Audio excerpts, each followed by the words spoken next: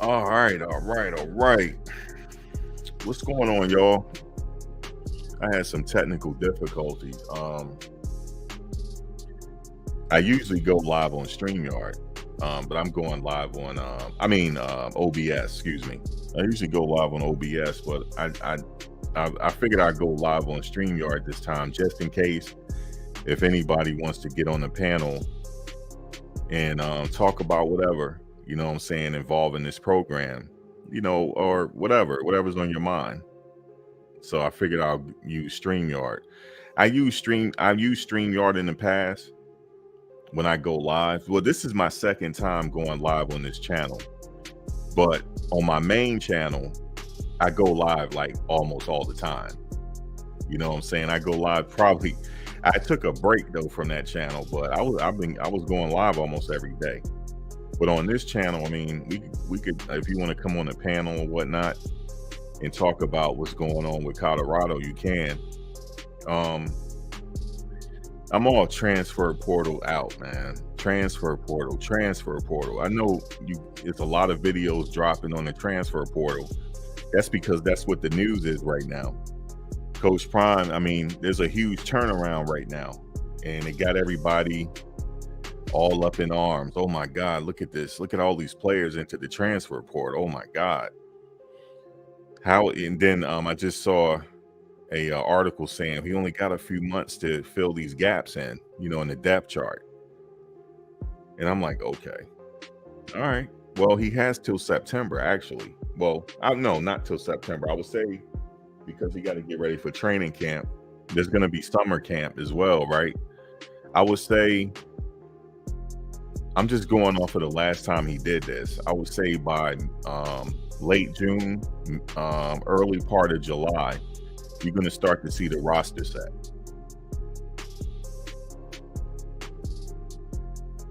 And you're going to start to see changes in the depth chart mid training camp towards mid. What is it? How does he do it? Like mid training camp. Towards the end, you're going to start to see the starters. And then you can say, okay, this is the team that this is the new look of the team. The new look of the team is not set yet.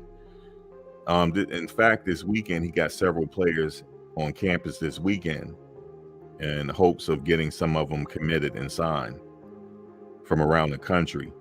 It's funny, the article said Shiloh Sanders is going to be there. Well, he's already there, man.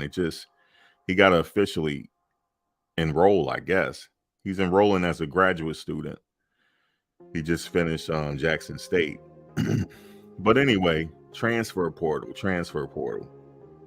Oh my God, he just flipped the transfer portal. Oh my God, look at all these people that left the program. How can he get a bunch of new players to gel together and win ball games? Real easy. It's not that hard, because I've seen him do it already. But they're acting like this is unprecedented, right? But he did it already. It just wasn't at the Power 5 level, as they say, quote, air quotes, Power 5 level. But he did it already. When he first came on Jackson State, I just happened to start following it because I'm going to be honest with you, prior to him taking over at Jackson State, I wasn't really following college football like that no more. But when he got to Jackson State, I got interested in football again. I just started watching his progress. And I saw all the players leave. I'm like, damn, that's a lot of players leaving. And he brought like at least 70 plus players in. So he totally changed the face of that team, and he started winning immediately. Now, some people sitting on the sidelines like you and I, some people might say, damn, like there's no way this team is going to start winning. Well, he's not a regular coach. He knows exactly how to win. There was I can't find the video right now. He explained it. He actually broke it down when he was at Jackson State. He broke it down on how he do it. I just got to find the video. He was like, first thing I do is I start with the offensive line. That's the first thing. Because you got to protect the quarterback. When you protect the quarterback, now you have a running game. Once the offensive line is set, then he tackles the defensive line, then the linebackers. Then he look at his wide receiver core. He got to get basically if you follow Jackson State, he has a fast game. His speed. So he needs speedsters. He needs speedsters. Once he get that set, then he's off to the secondary. And then, obviously you need a special teams, and then that's it. But he's looking for a certain caliber of player, though. And he'll find them. If he can't find them, he'll let you go. That's just how he is. He's old school. If anybody ever played in the 90s or whatever, 80s, 90s, these old school coaches, either their way or the highway, or you're gone. There's no talking back. There's no calling the coach by his first name, all of that. You're done. So this is nothing new. Like, I've seen him flip the roster, and I've seen him start winning immediately. And then on top of it, the next season, he went undefeated. And then the next season, again, back-to-back SWAC championships, right? Even though he didn't win the bowl game. But still, he turned Jackson State around. And then on top of it, the third season, he brought in a 5-star. He brought in 2 5-stars, by the way. A lot of you don't know that the kicker is a 5-star. Somebody tried to debate me. I think the last time I went live here. Oh, the kicker is not 5-star. Yes, he was. He was a 5-star. But Travis Hunter was the one that got all the media attention because he was a 5-star coming out of high school, and he was supposed to go to Florida State. But then Coach Prime, he flipped it, and he came to Jackson State. He wanted to play under Coach Prime, one of the greatest cornerbacks to play the game. So he wanted to learn under him. That's why he went there. And that's why a lot of the players at Jackson State went there, just because of him. Now, a lot of those players could have went to the Power 5. A lot of them. But they chose to go to Jackson State. So he got the talent, and he started winning. And he's doing it again. I can't wait for the season to start. I already know he got the personnel coming in. And it's like he got a formula. It's like a formula or something he got. He know exactly what he can literally tell if you're a player just by looking at you and talking to you. There's no walking with your head down. There's no, I think I can do it. He don't want you. You either know you can do it or not. So that's what he go by. Unprecedented. I keep hearing this. Oh, it's unprecedented.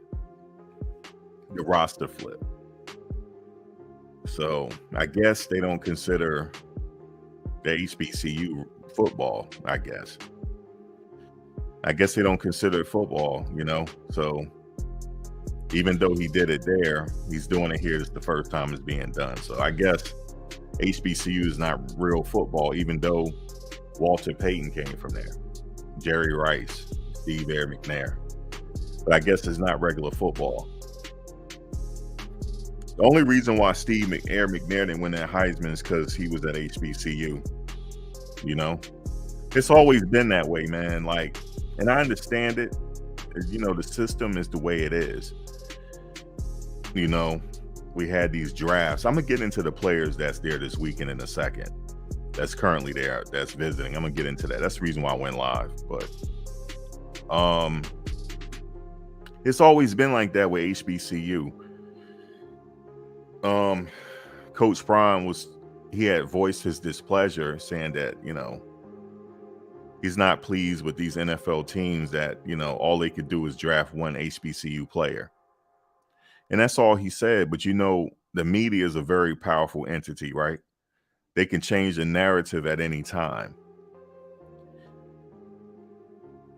He didn't say it was a conspiracy. He just said he was displeased by it. He didn't say it was a conspiracy, but they keep, saying it's a conspiracy. It ain't we all know it's not a conspiracy. These NFL teams, they go after the SEC, the Big 12, and all them other spots, ACC, before they go to the HBCU. That's just a fact. Now, if you're like extra extraordinary good, like Steve Air McNair, rest in peace. If you're like that, they're gonna see you. You're gonna get drafted, but you got to be exceptionally good. It's always been that way. Is that ever going to change? Nah, it's not going to change. One reason why it's not going to change is because what's the advantage? You got to look at it, be real about it. What's the advantage that an Alabama has over a Bethune-Cookman? The resources. That's it. The resources, the money, the student body, the alumni. But really, the endowments, the money, the facilities are better. You have a coach for every single thing on that football field.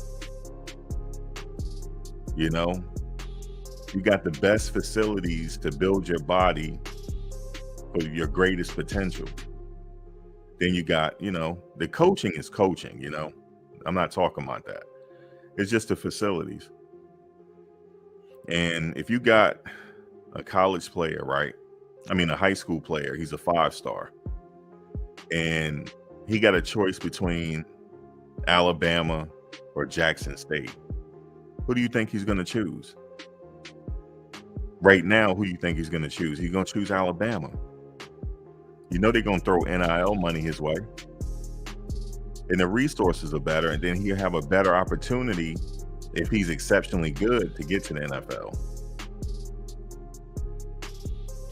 Now, when Coach Prime was at Jackson State, that kid might have thought about it again. Like, okay, I'm a cornerback. I got a chance to learn from the greatest cornerback in the history of the game. He may go to Jackson State. You see? I mean, we got Eddie George. He plays too. I mean, he coaches. He might get a few players too. You know, he's Heisman Trophy winner. But there's only one Prime though. So that person might think twice about it and might join Prime in Jackson State. That's what he brought to Jackson State. When he left, that's gone. I'm being real with you. I'm not going to let my son, especially if he's like a top 10 talent, like he's a 5-star and the potential is really high for him to go pro. No, he's not going to HBCU. I love the HBCU, but this is a business at the end of the day. Where can he go to get the best resources? You can get education. Education is education anywhere, you know? But I'm talking about the best spot possible to go to the NFL. It's not the HBCU. And we see this time and time again in the NFL draft. They only drafted one this year. It's not a conspiracy, but Prime didn't say it was a conspiracy. He said he was displeased. But they want to say that, oh, it's not a conspiracy. He didn't say that. But I'm just telling you how the media use technology on you. Now, small vlogs such as myself, if we start to get big numbers, they'll attack me too. Because I'm not a part of the system, right? This is the way it is.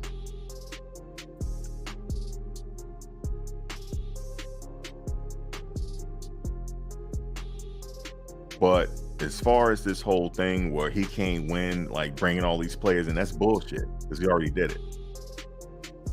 He knows how to do it. All you got to do is follow the system, and anything, you got the right personnel on that field, anything can happen. The only thing he need to do is though, get those wide receivers set, which he pretty much already has set already, and get them working with Shador as soon as possible to build that continuity. That's it. Everything else will fall into place. Oh, but this is a Power 5. Football is football. Even Shiloh said that he played. Remember he started off University of South Carolina. He said only difference is the linemen a little faster and bigger. That's it.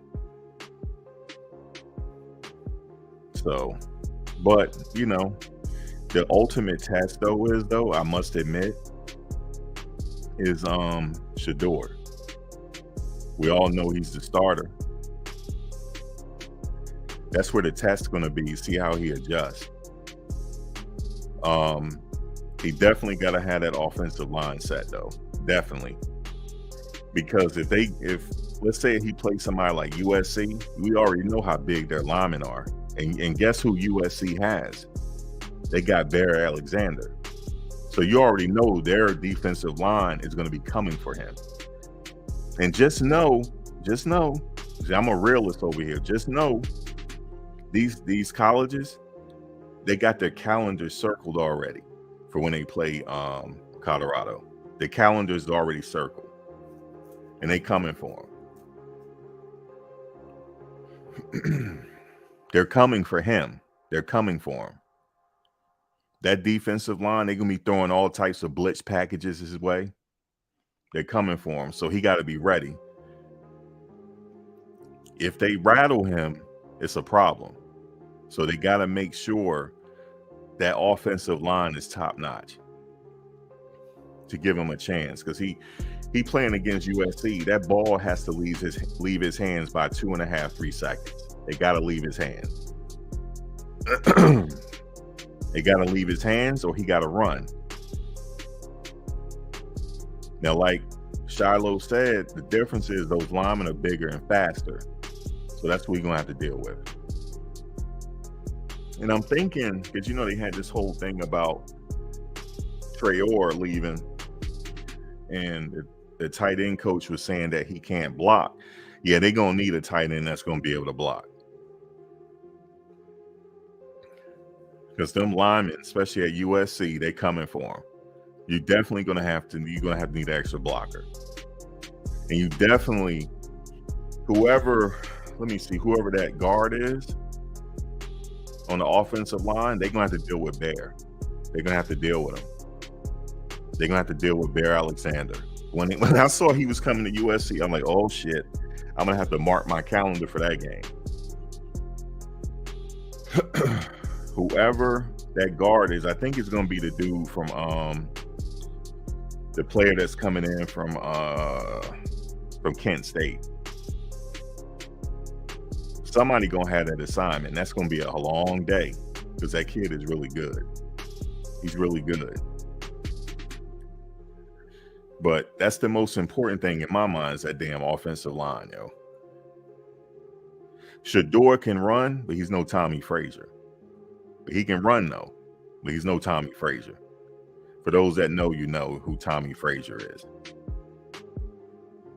So, and they're not running an option style offense anyway. They're not going to run that. But I like the possibilities though for this team. All they got to do is get that offensive line squared away. They get that squared away, then they're in business. So I do like that left tackle though. I believe this is the 6'10" guy, right? You can't teach side. I like, man, he's a big dude. So whoever's gonna be that, let me see. Shador is right-handed, right? He's right-handed, so that left tackle gotta protect his blind side. Whoever that left tackle is, you need to you gotta protect that blind side. And then I think if they do all of that, they get that straight, he's in the money because he's gonna have a lot of weapons. He got Jimmy Horn Jr. If you ever saw him play, if you ever see the highlights, take a look at it. He's really good. And I think they said Travis Hunter is going to play both sides of the ball. So he's going to have some threats at wide out. So that he's going to have that. He need a running game.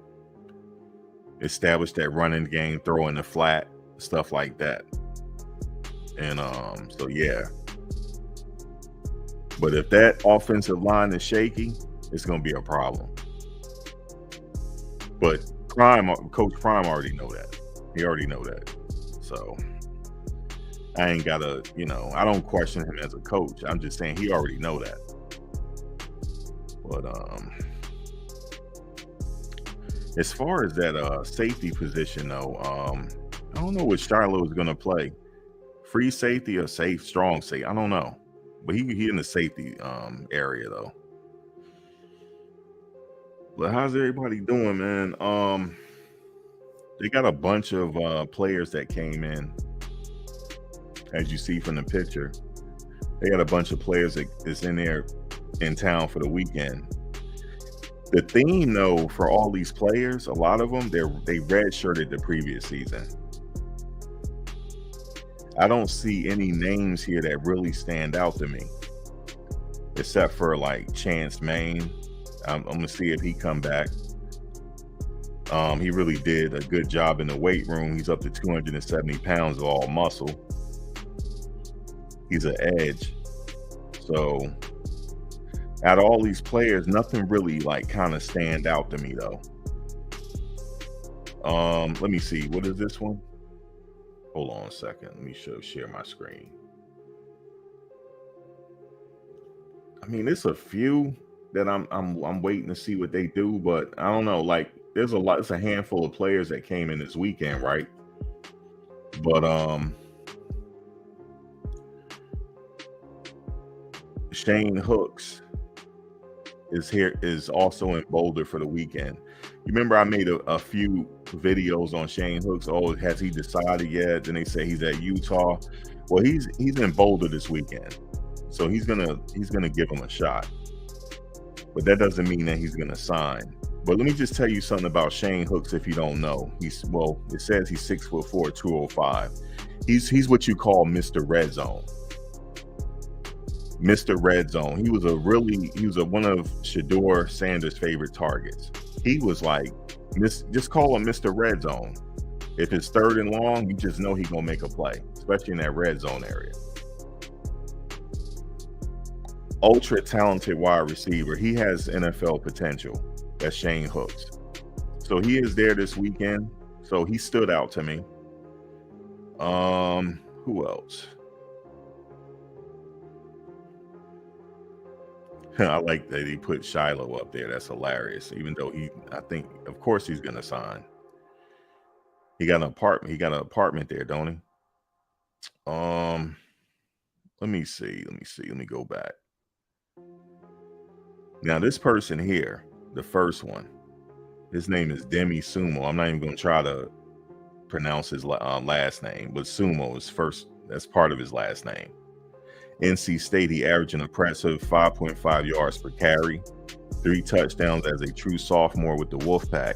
He's 6', 210, but that's not what I like about him. He's originally from New Jersey. Yeah, I'm from New Jersey, and I'm already liking him already. He's from New Jersey. He's from New Jersey. So Jersey, shout out to Jersey. So I'm looking for him to sign. He's from New Jersey. So 5.5 yards per carry. He scored 3 touchdowns as a true sophomore. Why didn't he play more? I got to look more into that. Because they said he's a true sophomore. And it didn't say how many games he played, though. He scored 3 touchdowns. I don't know if he played every game, but who else we got? Northwestern State. Javon Antonio, 6'4", 220. Graduate transfer. He's a 5th-year junior. So that means he may have had an injury or something. Now, this one that stood out to me from Auburn, Landon King, 6'5", 215 pounds. Tight end. You know how they say they're looking for tight ends that can block? So maybe they already know that he can block. I don't know. They invited him in. He caught a touchdown pass for the Tigers as a true freshman in 2021. He redshirted last fall. He got Cal, Louisville, Pittsburgh, and Utah looking at him. So he's not a scrub. So I'm gonna be looking out for his name. A lot of these players, if you go to their Twitter, they're starting to be excited about being there. So I'm thinking they're going to get a lot of these players. Who else stood out to me? Bishop Thomas. He stood out to me because I like his name, Bishop. Everybody need a Bishop on the team. Florida State. You're starting to see Florida State talked about a lot. Prime has a Florida State connection. So look for him to sign as well. He's a top 100 Florida recruit coming out of Bishop Moore Catholic in Orlando. He's 6'2", 290. So he's a defensive line. He saw action in 2 games while redshirting. See, that red shirt came up again with the Seminoles last season. He was named Florida State Defensive Scout Team Player of the Year.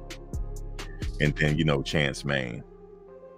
So a lot of Colorado people know about Chance Main. So they got a lot of players here, man. We'll see what happens. So I don't really have to worry too much. I know, like I said, by July, a lot of these players will be in camp already. So I don't know, man. What you guys think? Let me see. Let me go.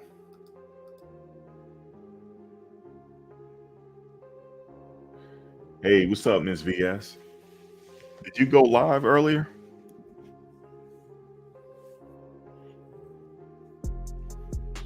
Hey, what's up, Doc? How's it going? What's up, Danny Brown? Oh, you found me over here. Midwife, y'all found me. Look at Firefly. What y'all found? How y'all find me over here?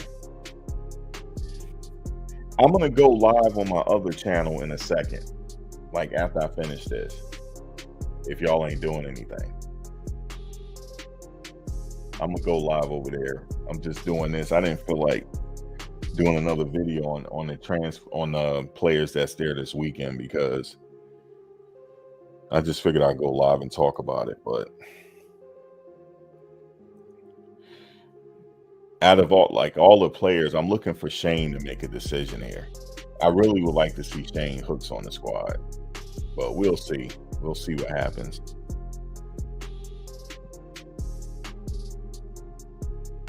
You dropped a message in the that chat.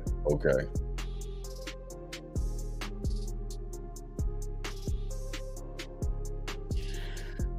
But I'm not gonna be on live here too long. And for those that found me over here, look for me to go live in a second on the Max V channel. You said, what position do we need more depth?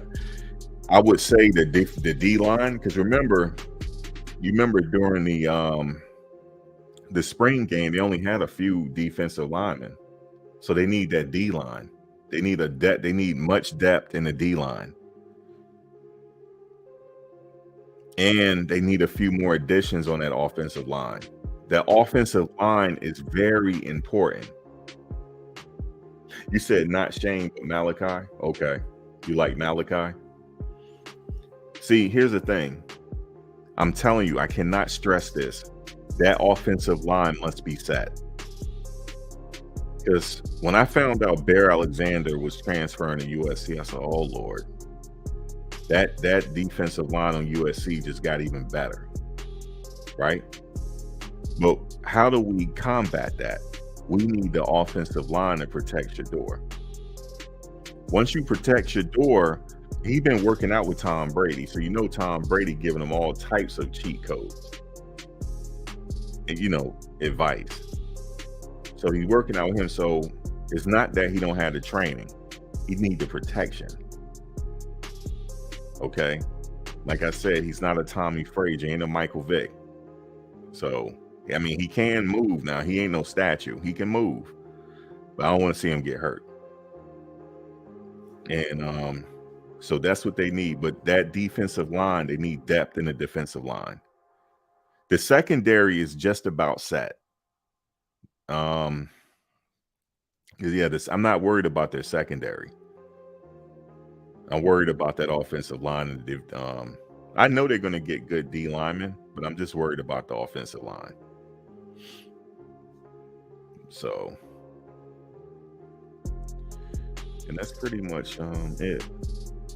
Oh, Yeah, and the backup quarterback, I know they had a freshman, and they have another guy there. I believe they picked up one more person that you should see in training camp that you should see. Well, they come back the end of this month, May 30th or something like that. They got to report back. Um, and once they report back for May 30th, they're pretty much going to stay on campus into the season. They're only going to have another maybe 4th of July break or something like that. And then, but after May 30th, you're going to start to see a lot of these players show up on campus. And also Cormani McClain, he just graduated high school. He'll be there. So you'll have Cormani McClain there getting his training in, but they'll be reporting back May 30th. I believe it's around the 30th. They should be reporting back after the break. Yeah, you said a lot of Houston guys are on campus. Yeah, it's like it's a theme, isn't it? It's like Houston and Florida. But Coach Prime don't care where you come from. Yeah, he got a lot of. Just this weekend, but he have a lot more players coming in probably next weekend. But you're going to start to see the news every day of players committing. And the only reason why I know this, because he did it already. It just so happened that it didn't get much media attention because he was at Jackson State, but he did the exact same thing. But now think about it, he got better resources. So, oh man, you said thanks for taking the question. No, this is how I do it. Like I'm reading I always read the live chat, and usually I have people that come on, but I ain't gonna hold y'all too long. I just wanted to this is my second time going live on this channel. You said the running back and at least 3 linemen that's coming out of Houston. I can tell you one thing, man. He loves competition, so he will load up. He will load up in a certain position just to have them compete against each other and may the best man win. That's usually that's the old school approach or way of doing it. So I'm not worried about the secondary, just the offensive line I'm worried about. Because like I said, Shador ain't no Tommy Frazier. He's not a Michael Vick. Okay, you remember what Michael Vick did in the Sugar Bowl as a true freshman. I remember it because I remember the game. I'm living in Virginia, right? I'm not from Virginia, but I live in Virginia. And I followed Virginia Tech that year when he was a freshman. I remember what he did in the Sugar Bowl. He literally almost won that Sugar Bowl by himself. I'll never forget it. He literally, with his arm and his feet, damn near by himself. And I was like, yeah, this guy going to be special. But he's not a Michael Vick. Even though he can run, he's not a statue. He just needs protection. And he needs to get that ball out of his hands no more than 3 seconds, especially against USC, UCLA, and teams like that.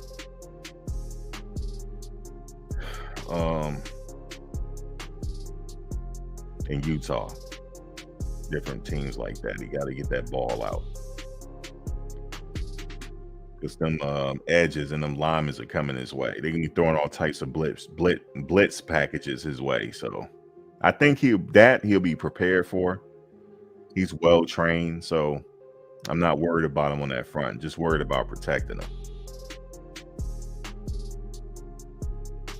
Yeah, Lean German said Coach Prime's biggest concern is to protect Shador.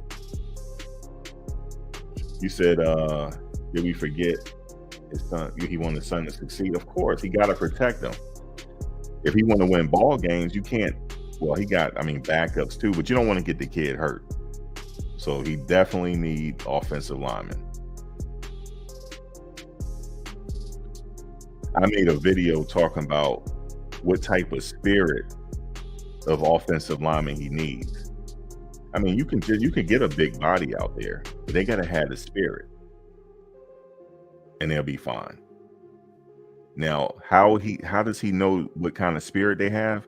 He'll find that out at training camp, or he'll find that out when they start training again, when they go live, hitting them with the pads. That's when he'll find out.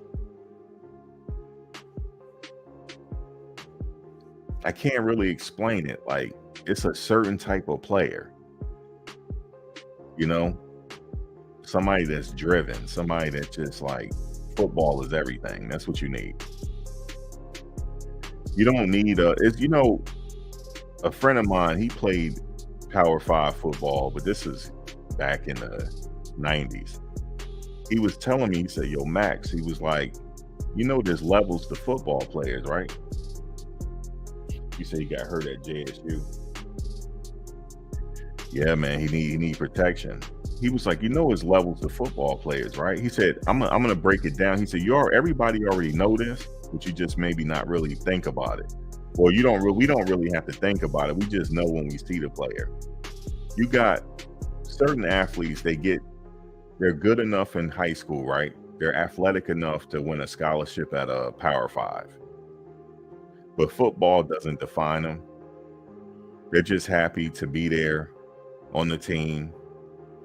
They don't give a damn if the team wins or loses. They got a free education, which is important. And that's it. And then you got another player that's driven. They want to succeed. They not only want to succeed, they really want to give it their best shot to get to the next level. I'm talking about the Ray Lewis type of players, Warren Sapp. And let me tell you how I knew that most of the players was going to get let go. It was one simple thing that I saw.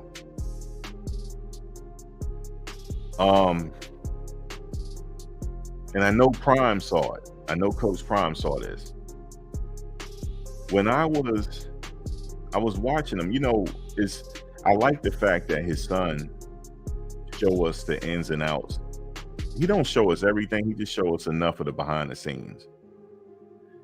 But when Nate Newton came on campus, hardly none of the players said nothing to him. That's how I knew they were going to get let go. I said, he about to let half this team go. Let me tell y'all something real quick. If you are an offensive lineman, you got a new coach in there, somebody with a gold jacket, right? And he's telling you, he said he wants somebody smart, fast, disciplined, and with character. Don't just listen to those words. He's talking about spirit. That's what he's talking about. When Nate Newton was walking around, half those players didn't know who he was. And he won a Super Bowl. All right? That's number one. You mean to tell me not one lineman went up to him and picked his brain? Not one? Yeah, you gotta be let go. You gotta be let go. You don't want it. And even Nate Newton said it. He said the spirit in here is off. He said there's no enthusiasm. That's how I knew they were getting ready to be let go. You don't just stand around and smirk at Nate Newton. It's almost like they wanted to laugh at him. That's how I knew they were going to get let go. Like that defensive lineman that he's like a fan favorite that they let go. My question is, did he go up to Nate Newton and pick his brain? Yes or no? If he didn't, he should have got let go. I think that was a test when he brought him up there. He do stuff like that. Like he'll bring Terrell Owens around to see if the wide receivers pick his brain. Or he'll bring certain players around. But he, just like when he's at Jackson State, he brought Warren Sapp there. But when Nate Newton was going around, he was like looking at some of the players. They looked at him like he was crazy. Like, who is this? Dude, that's Nate Newton. He has reached the pinnacle of where you probably want to be. But some of you don't want to go to that part. That's what Coach Prime was sifting out. He was sifting out the dead weight. Let me tell y'all something. If I was an offensive lineman, I'll say, Mr. Newton, it's a pleasure to meet you. Can I please talk to you for a little bit to get some advice? I guarantee you he'd have kept me on the team. I guarantee you.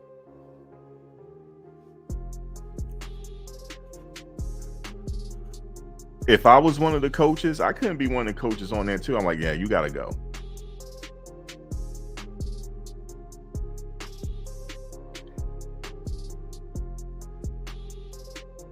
I'm talking to some quarterbacks. I'm like, yeah, man. I would like start naming off names. If they don't know who they are, I would immediately go look somewhere else. You need to be a student of the game. That means you don't watch film. That's what that's telling me. There's no way in hell, if I'm a defensive lineman or offensive lineman, I'm not going to talk to Nate Newton. There's no way. That's free game. That's like Tom Brady sitting in front of you if you're a quarterback. Yeah, they looking at big Nate Newton like that means that they don't know enough about football for me. And it's unacceptable at that level. It's unacceptable. So yes, you gotta go. You see, the thing is, right? I remember I kind of find that video when Prime was talking about it.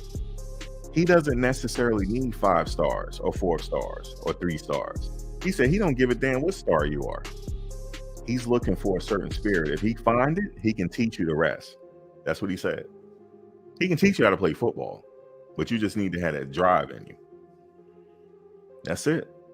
You can't teach hustle, folks. You can't teach it. And here's another thing. You mean to tell me, I knew they were going to get let go. You know how? There was they were doing some training. And they all was huffing and puffing. That means they're not in shape. I'm like, that means that they believe in having an off season. There's no off season. Not at the Power 5 level. There was no off season at Jackson State. He had them training all year round. There's no off season. So that's how I knew. That's how I knew, man. That means that, see, he's looking for people that's working out when nobody's around. I think it wasn't Well Off Media. It was Reach to People Media. They just recently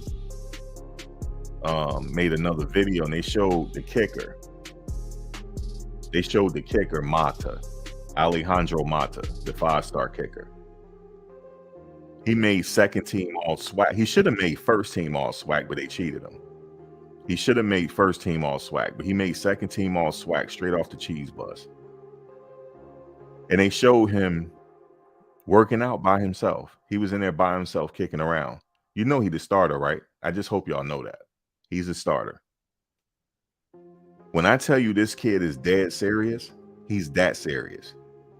He's a self-motivator. He don't need Prime around him to be kicking those balls. He don't need it.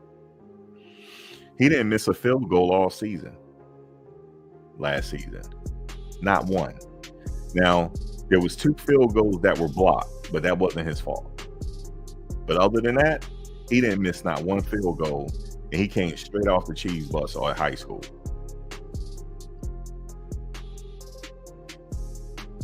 And then it was one game where they needed him to win the game because he scored the most points to win that game. So yes, he's the starter. I know that there's some other kickers there, but y'all need to take that. I know he looked young. I know he looks unassuming, but he's the real deal. He's the real deal. And then they showed him, they was like, damn, we got Mata here. Everybody's home on their break. He's still back at school working out by himself. Yes, he's the starter. I remember when he first showed up for the meeting, Prime had him stand up. He's like, say something to the people. He was like, yeah, I don't miss. And he sat back down and people started laughing at him. He said, no. He said, stand up again. I don't think they quite heard you. He said, yeah, my name is this such and such and I don't miss. He sat back down. I'm telling you, he's serious, man. I saw him play at Jackson State, I know. Eventually, remember I said this, he eventually going to be playing on Sunday. That's a fact. But yeah, man, when I saw them looking at Nate Newton like that, just like, who is this dude? I guess because the way he dressed, young people, If you ain't got no Air Jordans on or Louis or Gucci, they look at you funny. No, he got credentials that you don't have. He got something that money can't buy. So, with Shador Sanders, be prepared, because everybody got you marked on their calendar. You are marked. You're marked just because of who you are. And so that offensive line got to be ready.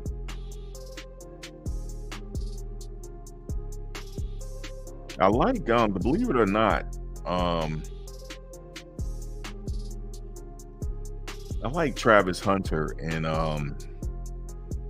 he's really working hard at that wide receiver position. I think in his mind, he's really going to start to see a lot of time at the slot.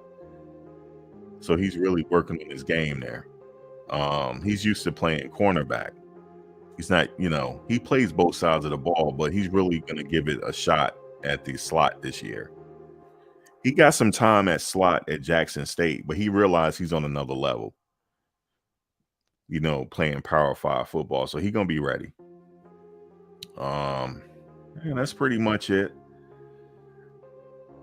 I like the somebody left me a comment and said that, damn, it's a lot of pages being created now that Prime is in Colorado. Look at all you pages that stuff. Yeah, of course, because he's Prime, idiot. Who the fuck you think he is? He has a gold jacket. You think you got a regular coach there? No, you got a gold jacket there. And not only do you have a gold jacket there, sir, not only do you have a gold jacket there, he excelled in 2 professional sports at the same damn time. I watched it because I was a kid. At the same time. That's who you have there. So yes, a lot of pages were created because he's the man. That's why. And yes, if he decides to leave, his next, just to let y'all know, y'all heard it here first. His next stop is the NFL. He belongs in the NFL. That's where he belongs. That's where he's going. Just like Pete Carroll. Remember Pete Carroll? USC, then he went on to Seattle. He's going to do the same thing. His next stop is the NFL.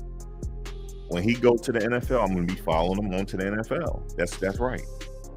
That's prime time, sir. I can tell whoever made that comment, they weren't even young enough to remember 9/11. And they sitting up here talking to me. They don't even know who Y.A. Tittle is. And they sitting here talking to me.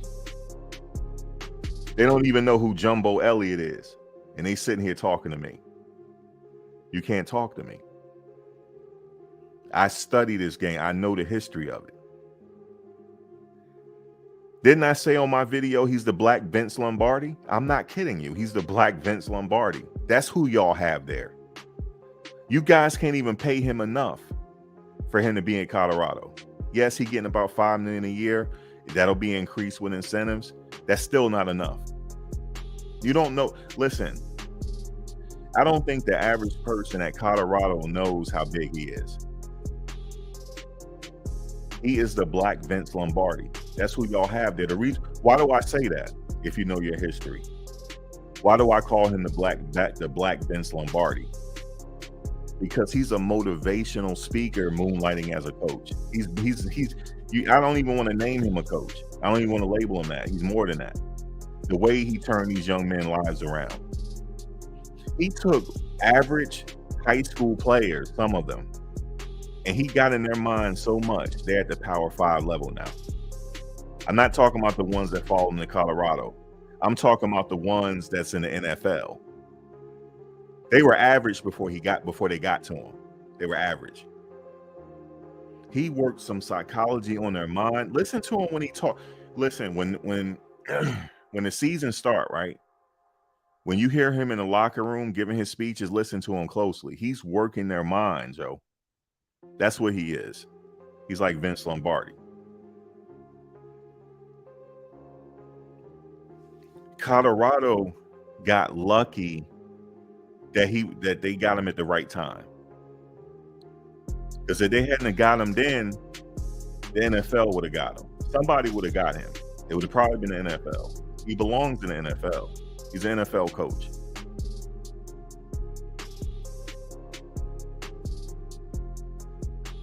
So when you say there's a bunch of pages that were made and we weren't following Colorado last year, why would I follow Colorado last year and they were 1-11? Why? Yes, I'm talking all Prime now because that's Prime and he's there. That's why. Once he get to the NFL, I'm packing my bag, say we coming to the NFL. That's it. Didn't I say, for people that saw my earlier video, I'm a Florida State fan. I've been a Florida State fan since he was there. Now I'm a Colorado fan. Why? Because he's here. That's why. So that's why, yes, I started the page because Prime is there. That's why. I'm documenting a moment in time. This is history being made. The first HBCU coach to coach a Power 5. And he's going to be going to the NFL. So I'm literally watching his campaign. It's history being made. And when he have a winning season, then you're going to hear me bump my gums during the season. And I told you so. Because it's been done already. What he did at Jackson State, I really can't stress this anymore. He literally turned a school that wasn't doing anything. Not trying to diss Jackson State. They weren't doing nothing before he got there. When he got there, game day came there. Game day, college game day. Why do you think they came there? Because of him. You don't think wasn't he a broadcaster as well? Yeah.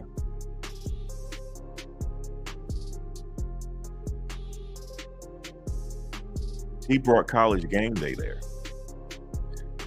He was instrumental in getting them new facilities. Damn near paid for some of it out of his pocket.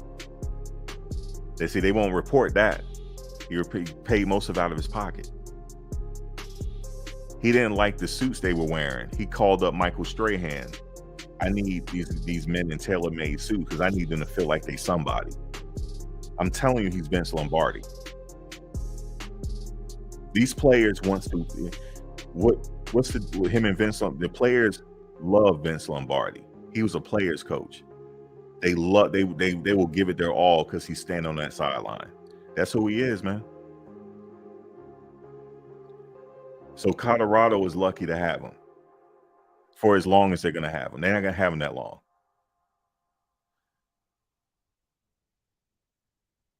By the third or fourth year, I predict he'll be in the NFL. Now, he probably say, well, if he ever hear this, nah, I'm staying there. He might stay at Colorado forever.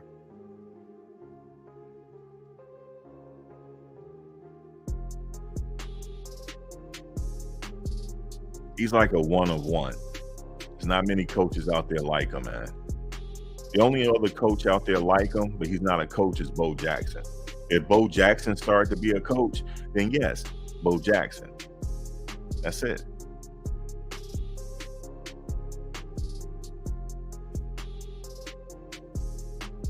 The way he worked that psychology, I'm telling you, you'll see it. Now that I tell you, just listen to when he talked to them. He make them feel like they NFL already. And that's what elevate them to another level. He gonna work that psychology before that TCU game. I'm telling you right now.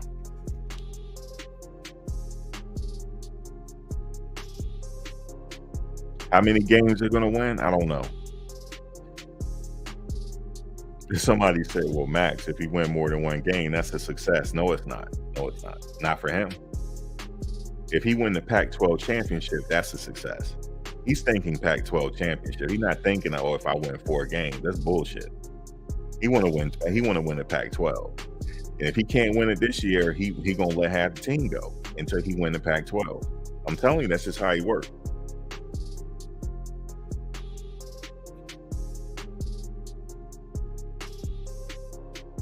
You talk about the Lincoln Rileys and all these other coaches. Well, Lincoln Riley looks up to Prime, yo. Because Lincoln Riley's my damn age. You mean to tell me he was growing up, he ain't watched Prime Time? Bullshit. Prime Time. Yes, he did. You ever see how good he talk about him? Because he was a kid. It's like I was watching him.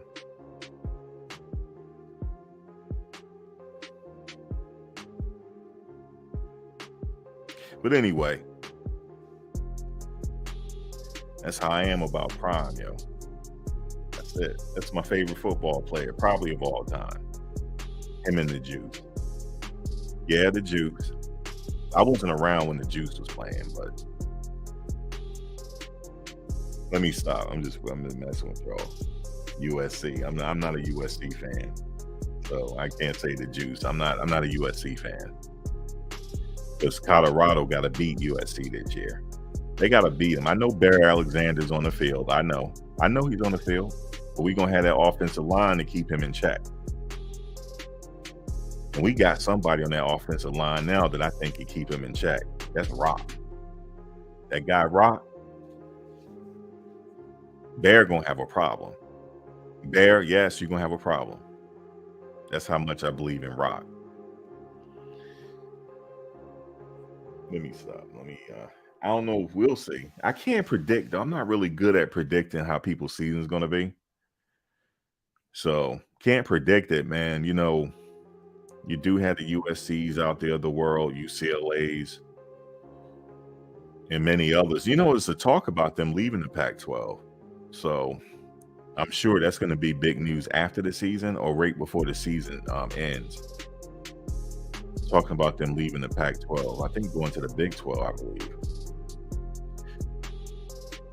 And then there was some talk about their TV time contracts not being extended. So it's a lot there on the table. The only thing that the only hurdle that Coach Prime has is that NIL money. Because think about this. If he's trying to go after a 5-star that's trying to choose Alabama or Auburn or Georgia's,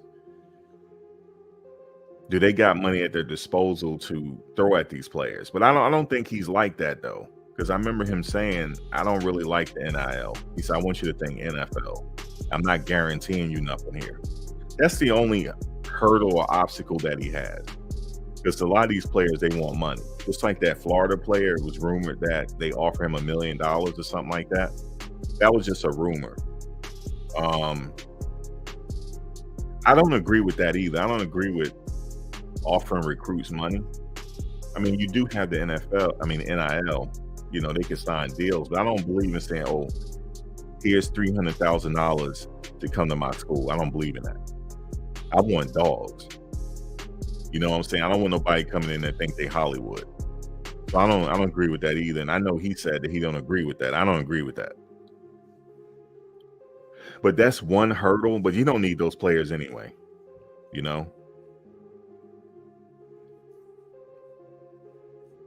I'm talking about, the Kool-Aid McKinstries of the world.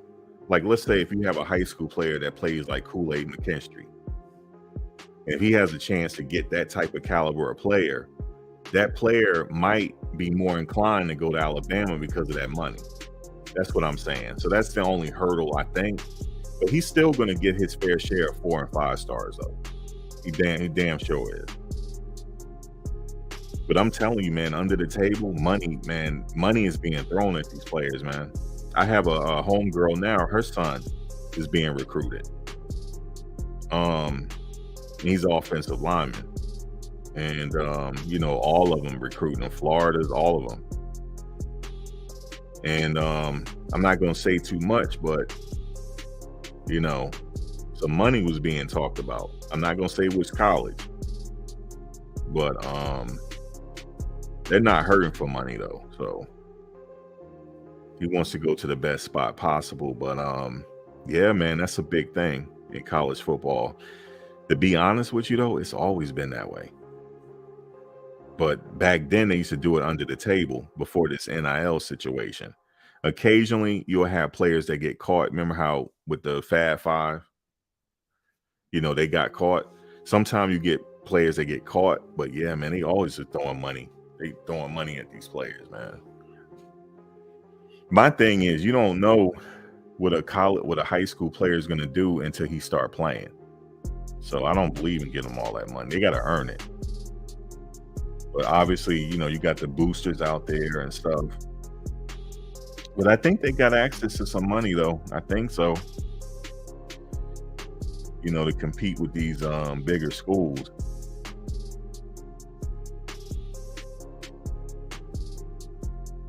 But just like you got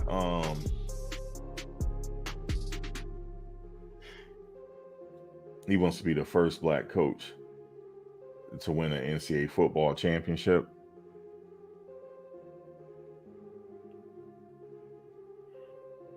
Well, I mean, I don't know. I don't know if he's I damn sure do know he's thinking national title eventually. Because you got to go for the top. I'm sure he's thinking top eventually. Like, I want to get in contention for a playoff spot. Like national title. Of course, he's thinking that. But you got to have the personnel on the field. And another thing is you got the top talent out there coming out of high school, but how about them players that they don't talk about that's just as good? That's what he's looking for.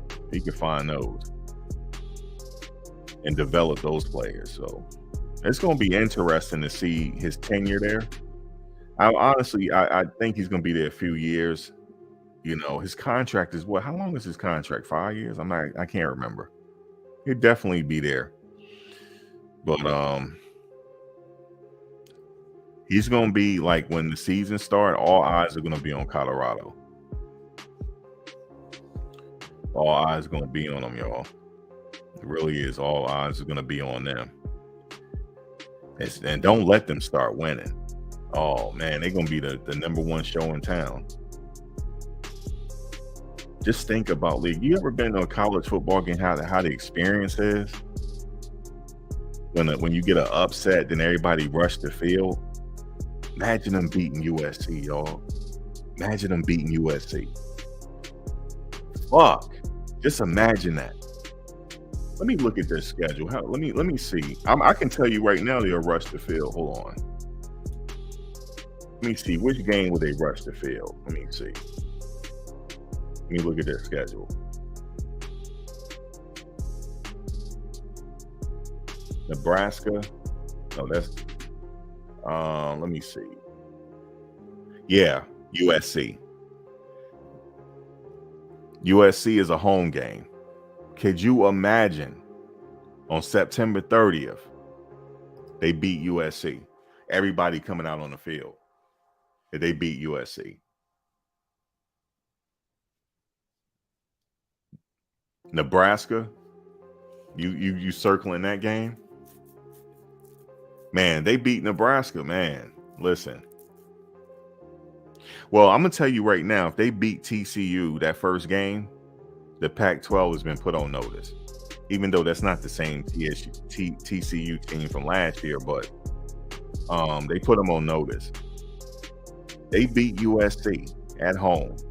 The crowd is coming onto the field. I'm just letting you know that. The crowd is coming onto the field. The crowd is coming onto the field. I'll put another prediction out there for you. Let me see. If they're winning up to that point. Oh, they at Stanford. Okay, they at UCLA.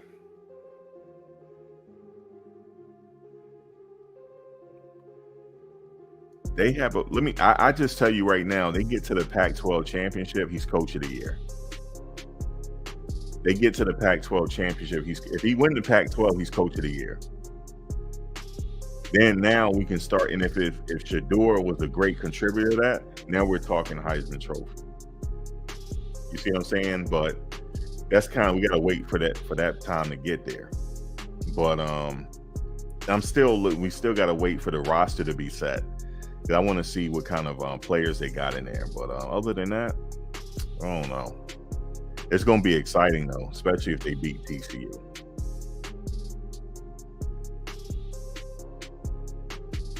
You said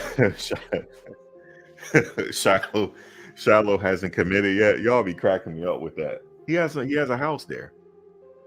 So what is he going to do? He bought a house there and then he just rent. I don't know if they renting, but he lives there.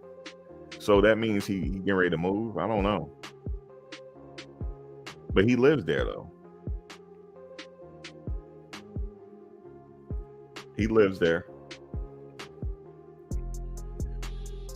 But the only reason why he had to finish out Jackson State, you remember they got that 2 transfer rule. You know that 2 transfer rule? Because remember he transferred from South Carolina to Jackson State. So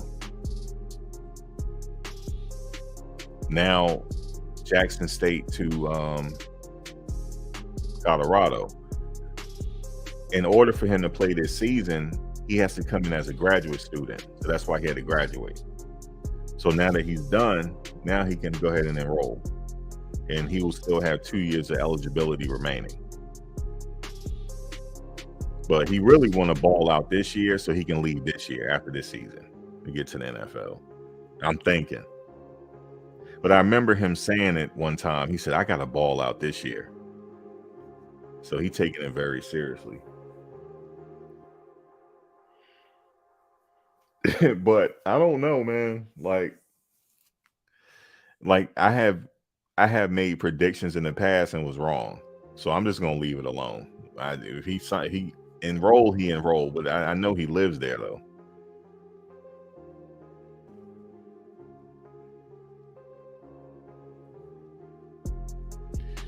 Yeah, the hype is really the hype is really big just because of who he is.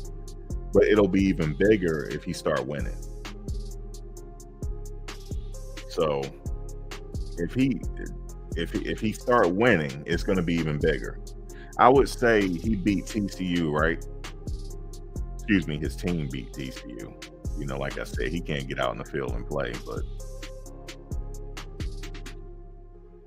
if they can beat TCU and then come home and beat Nebraska and then Colorado State, now everybody talking now. Everybody's there. It's going to be the hype is going to be even. It's going to be bad. It's going to be crazy. Because on average, for a coach to turn around a team, it takes a few years, right?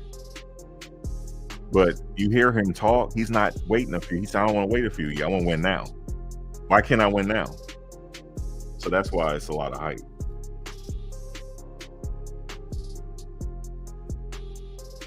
Oh, if you want to get the TCU game, is it sold out?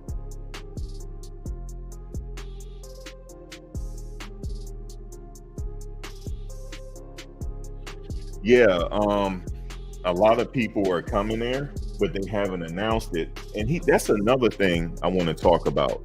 He knows how to work that media. He tell the kids, look, don't say nothing. Don't say nothing right now. We're going to make a grand appearance. Don't say nothing. And the next thing you know, all the players are in school. Everybody's there. That's how he did at Jackson State. But the thing is, he's not trying to wait 2 and 3 seasons to turn a team around. He want to win in September. So, and then he uses social media, and the cameras are following him. I like how they're doing that. So,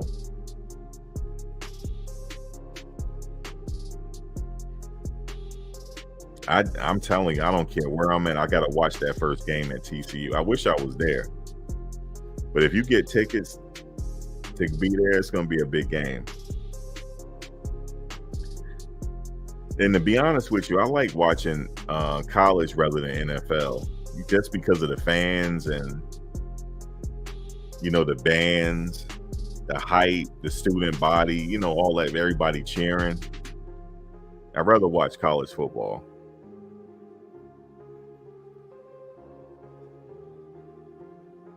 You said the tickets are sky high at TCU?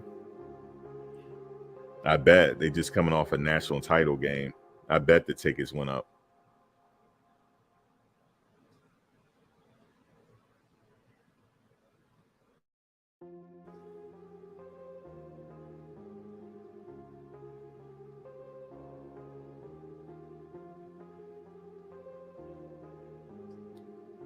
I bet that it's going to be hard to get tickets in Colorado too. especially if they beat TCU. It's going to be, I think it's going to be sold out. It's going to be hard to get a ticket in there just because of who he is, man. That's the type of hype he brings. It's really amazing to watch. Never seen nothing really like it, you know? I mean, obviously, if you watch the Alabamas of the world and the Georgias, you know, they bring a certain amount of hype, LSU. But a coach, though, it's like everybody's coming because of the coach. It's crazy. Even the players want to play for him. Yeah, if you can get to that TCU game, man, that's going to be a good one.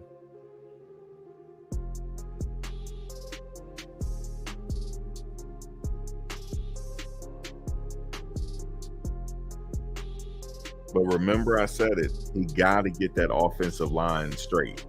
He got to protect Shador. He has to.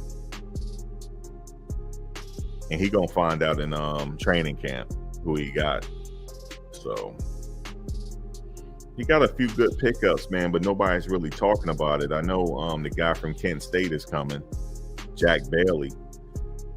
I don't know why, man. I don't know if anybody ever told him this. He looks like Richie Incognito. I don't know if anybody ever told him that. Even when he put on the uniform and line up, he's just like Richie Incognito. So, listen, if they beat TCU, well, that's the first game, right? I mean, they still got a whole damn season, but the media is going to go crazy. But it's okay. They beat TCU, right? But the real thing is they beat USC at home. I'm just trying to tell you, it's going to be, the crowd is going to rush the field. It's going to be crazy. It's going to be nuts. Yeah, it's not the same TCU team from last year. They lost their quarterback too, right? Quarterback was pretty good.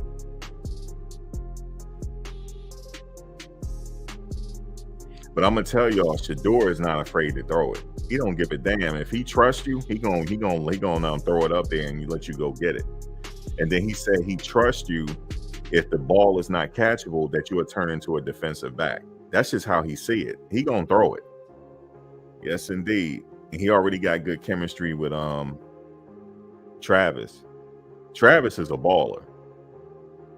He is a baller. So you look for them to link up, and Jimmy Horn Jr. is a speedster. I'm gonna tell you somebody else to look out for too. Caleb Mathis. He's quiet, but I like how he run routes. He get them short yardage passes. I love it. Yeah, it's gonna be a fun team to watch, y'all.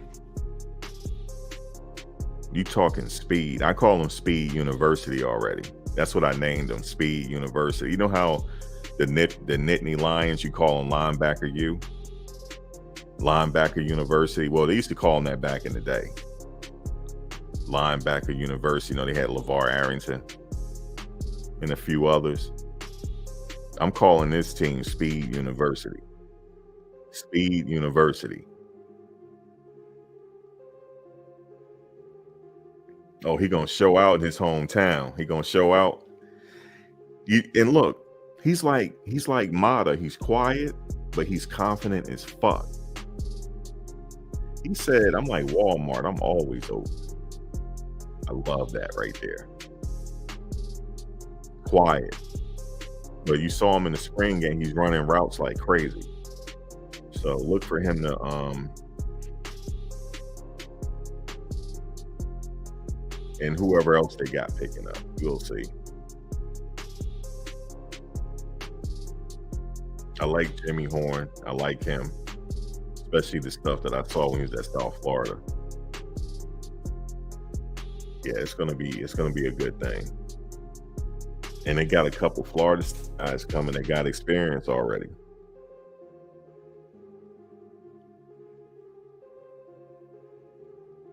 But yeah, man, if they mess around and beat that team at home, It's going to be crazy. Now the media is going to start hyping up stuff.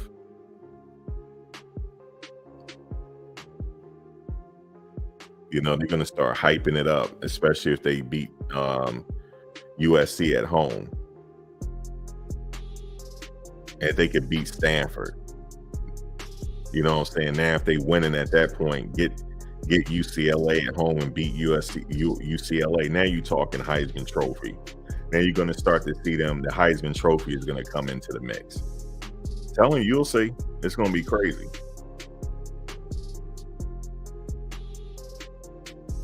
You said they, yeah, that might come too. They might make excuses for TCU. They injured or they not the team from last year. Hey, for me, a win is a win.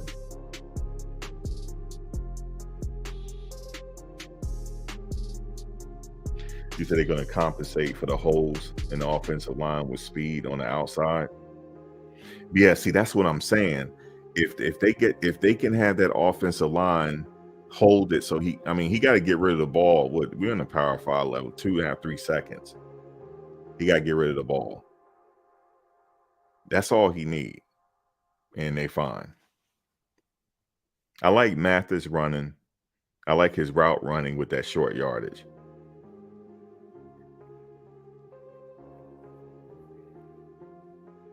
Horn could run routes pretty good as well. Yeah, it's going to be crazy, man. I don't think they, like Coach Prime said, he said Colorado ain't ready. They ain't ready for what's coming. That means he got something up his sleeve. I'm going to tell y'all something. I'm not a conspiracy theorist. I don't know if I want to say it. I don't know if I want to say it. He got a pipeline somewhere. There's a pipeline. I can't prove it. That's why I don't want to say it. He got a pipeline. He got a connection somewhere. A lot of people, then somebody mentioned it, saying that he got a connection in Alabama. He got a connection somewhere. He getting help. He knows something we don't know. And it makes sense because let's say if I'm at Alabama, right, all my players can't play because if you look at Alabama depth chart, they got damn near 15 running backs.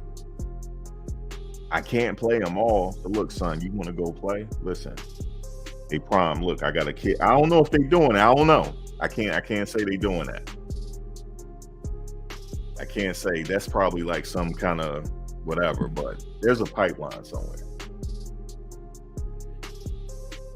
He got a lot of connections, man. That's what it's about. It's not just him, Lincoln Riley. You know, he brought players from Oklahoma, you know.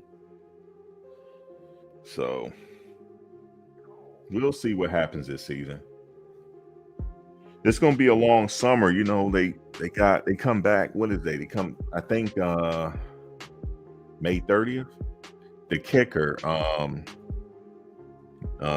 Feely, he had an interview recently. He said they due back on campus on May 30th to start training. So, and then he said from there, he's not going to get a break till like the 4th of July weekend.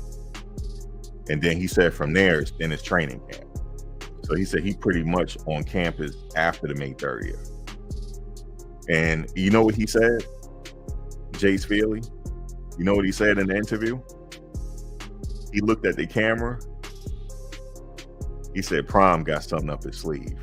And he just started smiling. He said, the players are coming. He said, y'all going to start to hear major headlines in a second. He said, they're coming. And you know, his father and Prime are friends. You know, his dad played in the NFL. And he said it. He said, no. He said he got his core players already. He's just not talking about it. He got his players already. And he said they're dogs. That's what Feely said. And he said he just happy to be on the team to get the opportunity. It's something about Prime, yo. It's something about him. I can't explain it. Feely told the story when his dad was in the NFL, right? Prime came up to him. He said, you're going to play for me when I'm a college coach one day. He said that. And look what happened.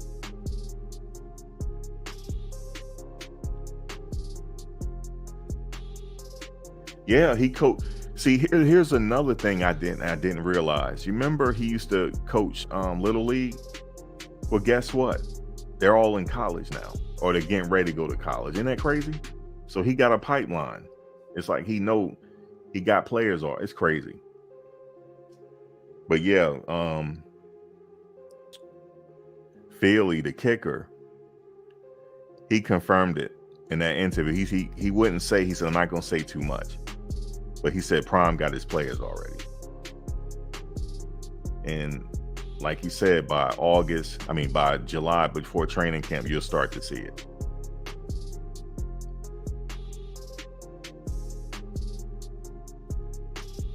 Yep. He got his own time for when they all commit. It's like a media thing. He's playing with the media. Yeah, NFL fathers send their kids to him.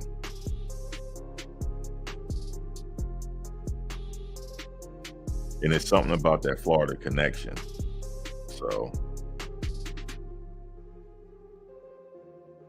and you notice like I said, he just loved playing with the media. On his Instagram, he had this little skit. He was like, Prime, don't do it, Prime, don't do it. He was like, can I at least tweet it out? He said, yeah, you can tweet out, but they coming.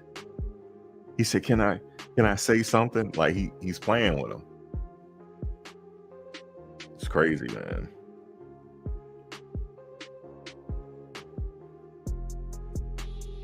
But I would like to say, for some of the players that was on that team last year, he did keep a few of them that's on there. I do like a few of them. I like the safety. I forget the safety's name. He's a baller. I like him. I started watching the film on him. I like him.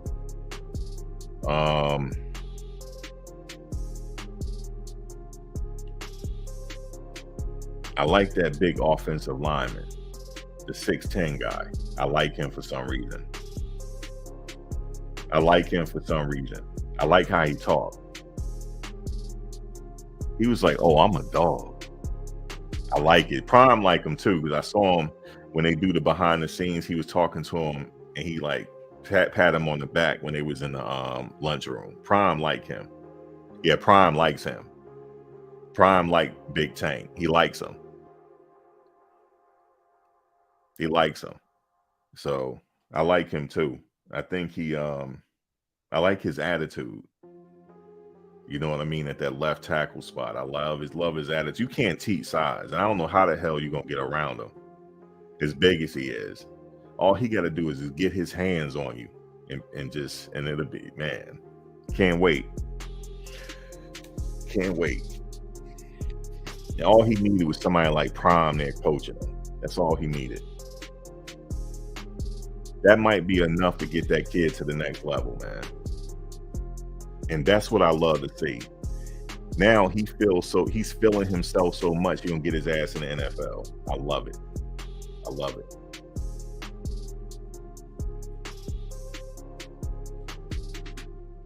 Yeah, history. That's what we're watching. We're watching a moment in time. Because here's the thing. What somebody was telling me. It was like, Max, he was an NFL player, right? Then he went on to the Hall of Fame.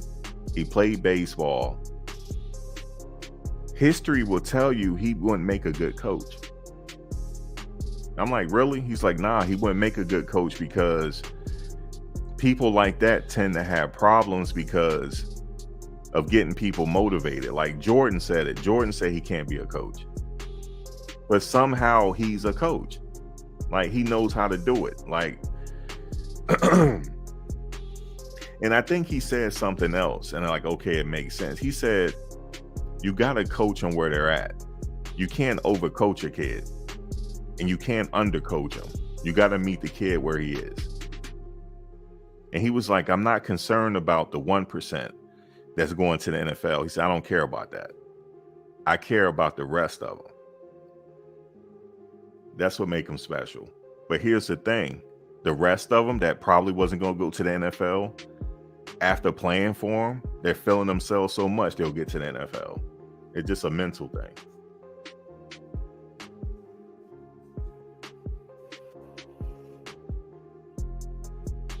Oh, Selman Craig, yeah, he played at Jackson State.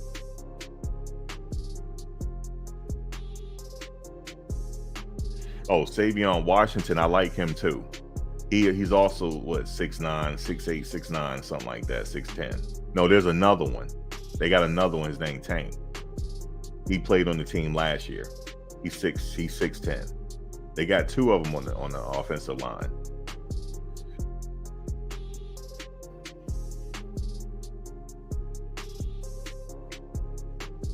No, he already knows what Savion Washington can do. He played at Kent State. Oh, you like Gant too? I like Gant. He is a nice pickup from Florida State. So really, guys, you just need the personnel on the field to get stuff going, because he can't really do much. You ain't got the personnel on the field. But it looked like he's getting them. So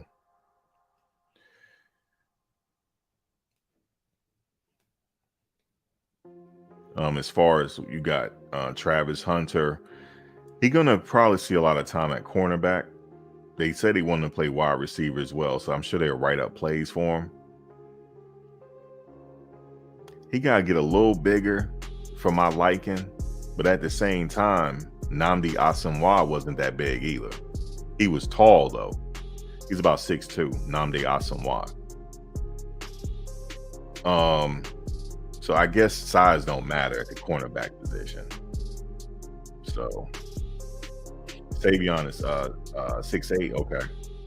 Yeah, the guy named they call Tank, he's 6'10". Yeah, I like Rock. That's Tyler Brown, Jackson State. You see him in the weight room? You see what he doing in the weight room? That guy wants it. That's who I want on that offensive line. I want somebody like that. If you go to the TCU game, man, I'm gonna be looking out for you. Let me know how it was, man. I would love to go to that TCU game.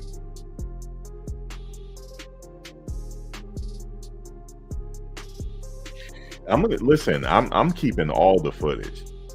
Because let's say if they tank, if they have a incredibly bad season, the videos ain't gonna go nowhere. I don't hide, man. But if they go on to make history, yeah, we all just watching history. But I liken him to Vince Lombardi, the way he motivates people.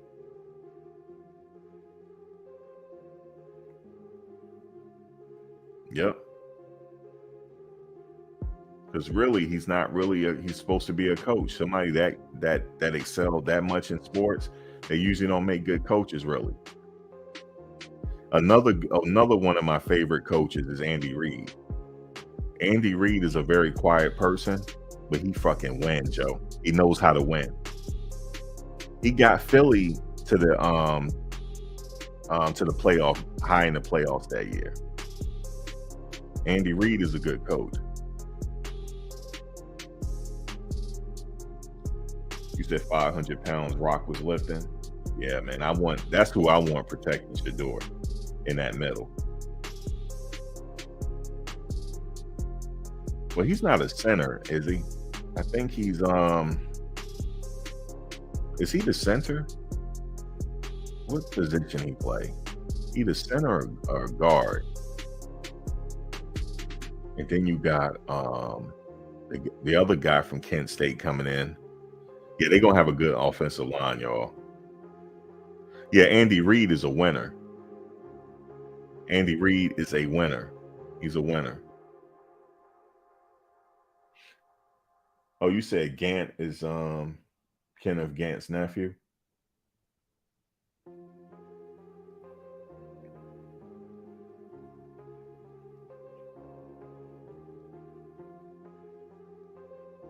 How can defenses prepare for Travis doubling? I know they gotta keep an eye on him, because what they're gonna do is they're gonna do a rushed offense, not too much huddles. You know what I mean? They're gonna keep going. They're gonna keep going. They're gonna keep moving the ball. Not too many huddles. Keep going. They're gonna do mostly sign language, and then you're probably gonna see Shador do a lot of audibles like he's Peyton Manning. You're gonna start to see a lot of audibles being thrown. Okay, here's a blitz package coming. Okay, let me move my running back in. Let me point to my tight end to now you're blocking. Because you remember they was talking about that tight end need to block. If he throw like right now, if the tight end is in the running position to catch, he might have to throw an audible to get him to block. You know, little stuff like that. And then especially the altitude is going to work in their favor at home, even away too, because they'd be in better condition. At least that's what Terrell Davis used to say. He said the altitude worked in his favor. You remember Terrell Davis? That's when I started like, okay, the altitude really means something. I don't know. I never played in no altitude like that. But Terrell Davis said it actually helped him. So I don't know, man. I honestly think the altitude work, because I don't think they know this yet, but I think Feely knows. I mean, Jace Feely knows they're gonna be running them steps. So in that altitude, running them damn steps is gonna be that's gonna be crazy. But that's gonna have them in shape so they can just keep running the ball like that. So that's the type of offense they're gonna be playing. Yeah, Terrell Davis was in the Boulder this spring game. But I remember him saying as a player, it was the altitude that helped him. You know, running the stairs, you know, stuff like that. They gave him an advantage as a running back. So that's going to help them. And get that offensive line running them damn steps too. I mean, he even had an offensive line running them damn steps at Jackson State. I hope they ready, but it's going to have them ready. So by the fourth quarter, they're still going to be in shape, tearing that defensive line up. So USC has an advantage. They got that hill that they run. You know that Westbrook be running. Jerry Rice ran that damn hill too. I can't even think of the name of it. There's a hill that they run, but Prime gonna be having them running them steps. So I hope they ready. He even had the kickers running them steps. I thought Mata was gonna pass out, but they're gonna be ready.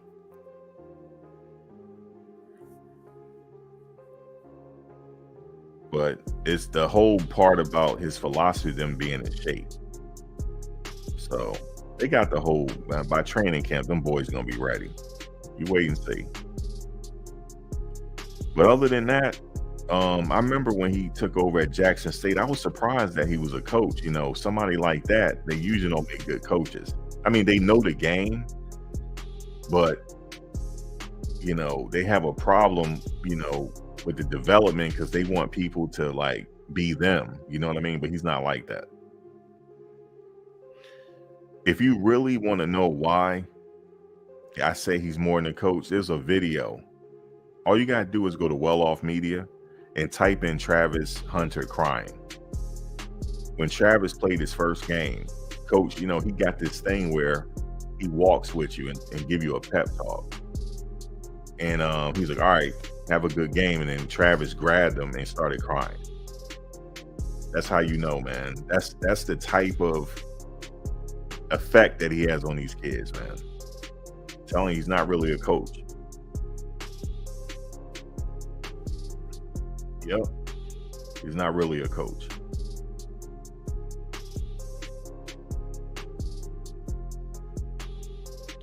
But I like what I'm seeing so far with the players that did stay. They're gonna do well, and I can't wait. But yeah, man. You said USC defense is trash. Well, you know they got Bear Alexander now on the defensive line. I'm surprised he left Georgia. I don't know why. I'm like, well, why is he leaving Georgia? Yeah. He said he wanted to go up to USC because they're rebuilding. So you got Bear Alexander on that damn line. But Rock can handle him. That's how much I believe in Rock lifting 500 pounds. Oh, yeah, Rock got him. But I don't know about Bear Alexander got good technique, though. So he got to be ready for the technique. Oh, you say he went for the money? Yeah, I'm pretty sure they threw some money his way. But don't worry, Rock is going to handle him. Because I believe that'll be Rock's assignment. Rock is going to handle him. Or the guy from Kent State, Jack Bailey. They'll handle him. And he's not going to get the Shador. But please protect Shador at all costs. Please.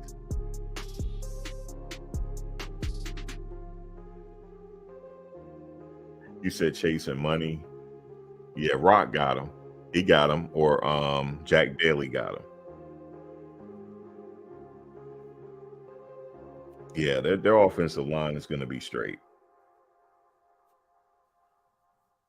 But other than that, man, it's really, the transfer. Because I'm thinking like where I'm going to go from here, because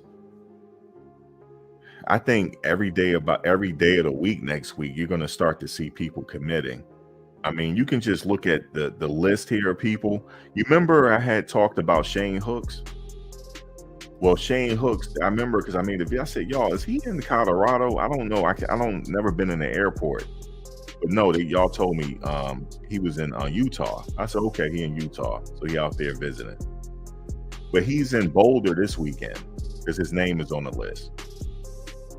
So we'll see what he does. But he was a very favorite. He was one of Shador Sanders' favorite targets. That's why I call him Mr. Red Zone. If you ever watched that highlight of him hurdling a player, he freaking hurdled a player, yo. Y'all got to go see it. And it took like 8 people to bring him down. So he was a name that stuck out to me. I honestly believe they have a chance at getting Chance back. His last name is Chance. He played on the team last year. I honestly think he's coming back. They might have a shot at getting him. I know he got some other options on the table, though. And look, Shiloh Sanders is on the list. Ain't that funny? They're trolling us. Dion is trolling. Look at this. Shiloh is taking a visit. They're trolling us. Dion liked to troll. Coach Prime liked to troll.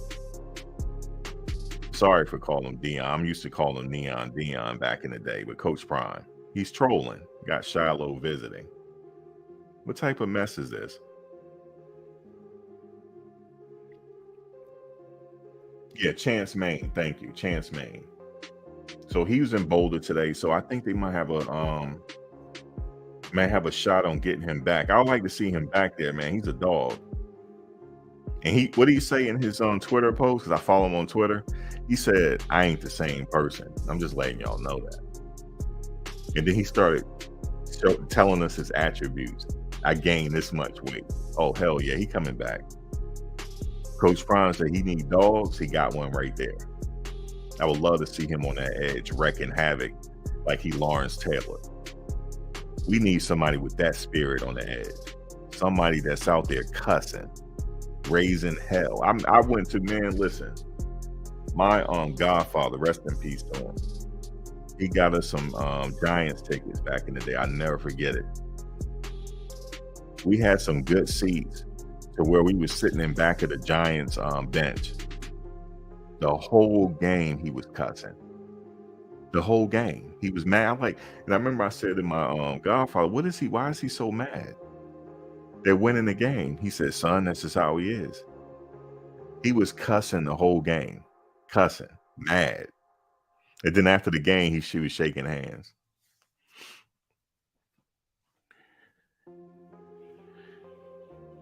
One of my old co-workers told me a story about Lawrence Taylor. I believe one of his I believe one of his nephew or somebody went to North Carolina when he was there. He had missed curfew. This dude climbed up the wall to get in his dorm room. Ain't that crazy? That's how much strength he had. Lawrence Taylor's a beast. That's when he was at North Carolina. But we need somebody like that. And he said he ain't the same person. He said, what do you say, 6'5", 270? Is that what Chance, is that Chance? Yeah, he ain't the same person. He need to be out there. So hopefully Prime and the team could convince him to come back. So I saw some highlights on him. I like what I see. And what is that safety that stayed? You remember he earned his number? What was the guy's name? I can't think of his name right now. He's a safety. I like him too. He reminds me, you know who he looked like? God, what does he look like? The dude from the 49ers, yo. Yeah, Woods. He looked like somebody. He looked like the dude that used to play for the 49ers, the safety. And now he's is he the 49ers general manager? I can't remember his name right now. He went and visited Trevor Woods. I forget his name. He visited Prime when he was up there. Damn, I can't remember his name right now, but Trevor Woods looked just like him. He's going to be good though. So look for him to play this season. John Lynch. Thank you. John Lynch. I like Woods. He gonna start. He gonna be out there. He gonna get a lot of playing time. Yeah, John Lynch. He ain't afraid to hit. That's what I like in him. He ain't afraid to hit. I saw his highlights from last season. He's not afraid to hit.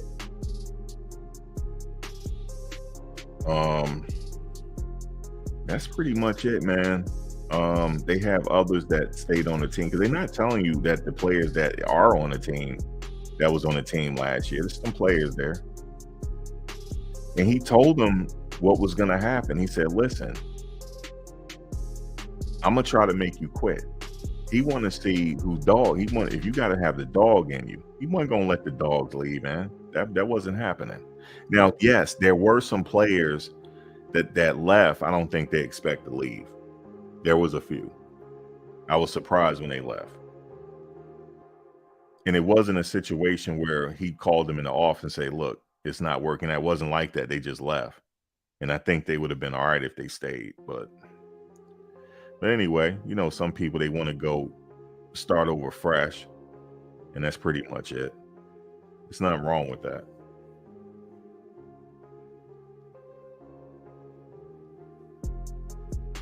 It's nothing wrong with starting over fresh. I was surprised. I'm not gonna lie to you. I was surprised about Traore. I was surprised about him.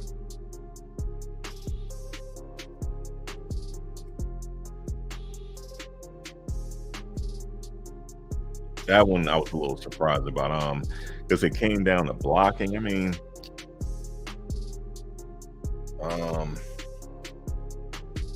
they should have stayed. But he got a shot at Oregon. I think Oregon want to pick him up. Sometimes, you know what it is? It just don't work out. It's not the right situation for him. That's all it was. But hopefully he do good at Oregon if he choose Oregon. I don't know. I heard that Oregon had offered him a scholarship. They only have 3 left, and they offered him one.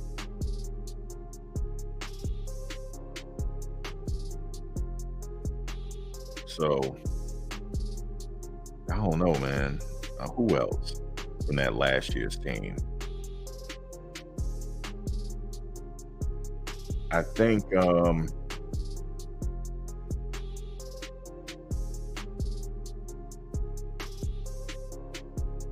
you said so does Shiloh. He'll have you talking through your ear hole. Yeah, he's a hitter too.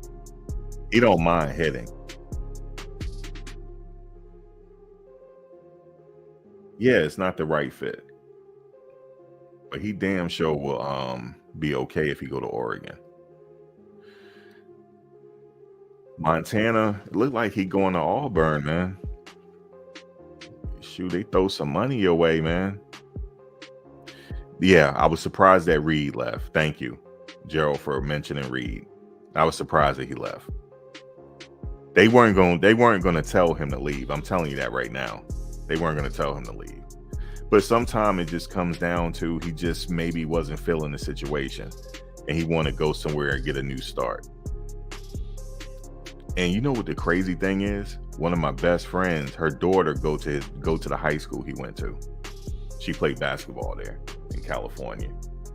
NorCal. He's from NorCal. It's a Catholic school. And her daughter goes there. She's a freshman there now. She played basketball.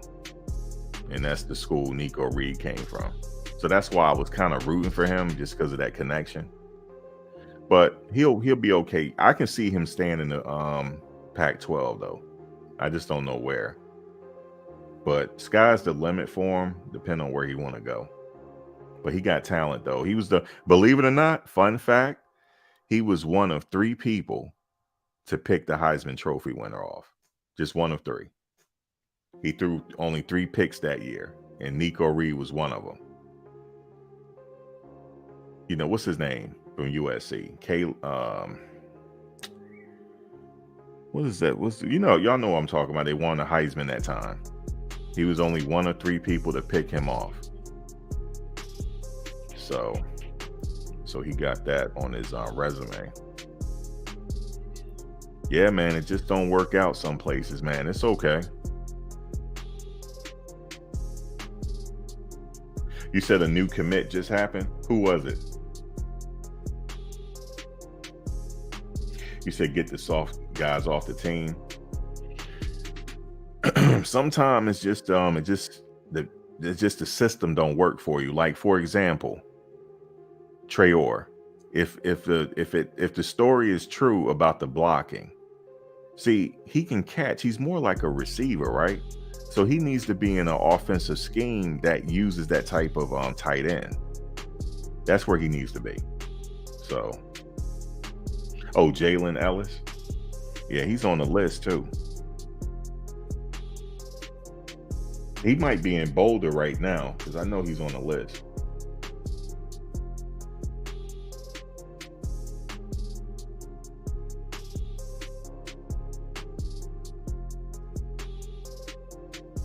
Oh yeah, Shiloh, he plays with that reckless abandonment where he just like to throw him. Yeah, don't be running near the sidelines. He's gonna fly at you.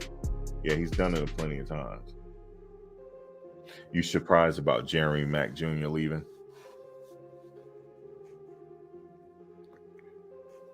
It's that transfer portal, man. It changed the way college football is ran. I'm kind of glad they have the transfer portal. You know, it works out with the players as well. You know, they can get a fresh start somewhere else. So let's say you balled out at a smaller team, right? You don't have to see. You remember back in the day, you transfer, you got to sit out a few semesters. You don't have to do that anymore. But I know they got that 2 transfer rule. If you transfer a second time, you got to sit out. I'm not sure about Traore though. I'm not sure if he got to sit out, but you said Mac wasn't that good. What was he? Was he is he a sophomore? He's a sophomore, I believe. Is Mac a sophomore? I probably look. Sometimes players need a little bit of time to develop. But yeah, man, I'm excited about the season. Eventually, when during the season, I want some people to come on the panel. We debate. I like debate about sports, so we'll get a little debate going on, especially about the depth chart, because I know y'all gonna look at that depth chart and be like, "Nah, I think what's his name should start." So that's where we're gonna come in at. You said he was getting cooked by Travis and Horn. Hey, man. Competition, man. Competition. You know what? Damn, who said it? The cornerback that's transferring in from Alabama. What's his name? He said, you remember when Coach Prime was like, damn, the defensive back's not talking back. The wide receivers talking crap to you. Y'all not saying nothing. Well, you know what the cornerback from Alabama said that's transferring in? He said, oh, it would have been up at that point. I would have been talking shit to him. He says, there's no way I would have let them talk shit to me. So he said it would have been up at that point. Somebody would have got laid on their back. Like, you know, it's just old school vibes. You know, talk shit. Everybody talk shit. I mean, we played football. We talk shit to each other. It made practice fun, you know. We used to have this thing where they still have it, where we tackle each other. And whoever fall out, you know, you lost for that day if you fall out.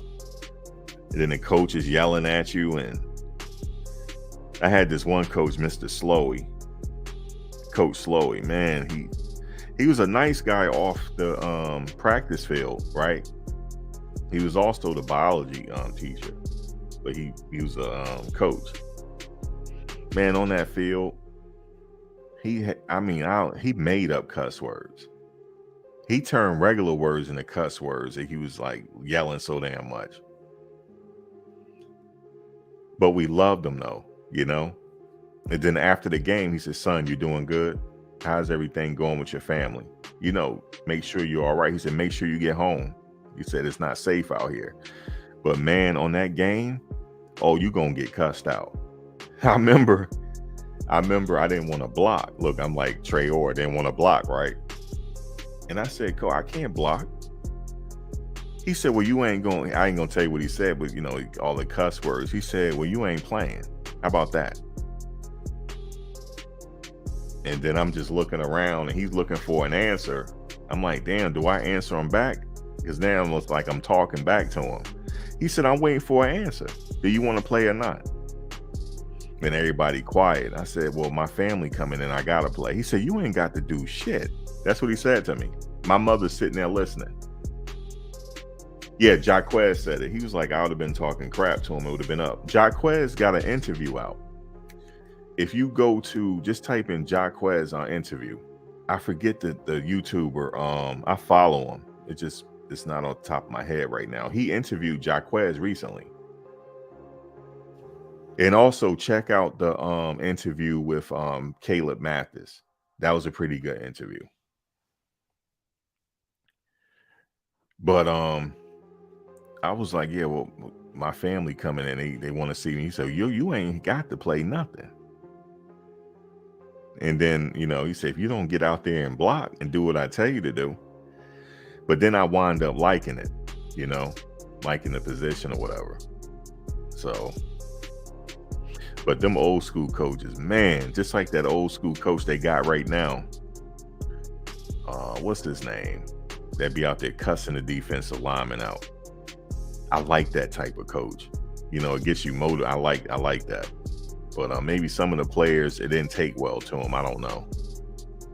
Which is unfortunate, man. I like old school coaches. Shit, Nick Saban be cussing. You ever seen Nick Saban in practice? Oh, he be cussing up a storm. Yeah, the Life and Football interviewed him. Thank you. Yeah, Life and Football.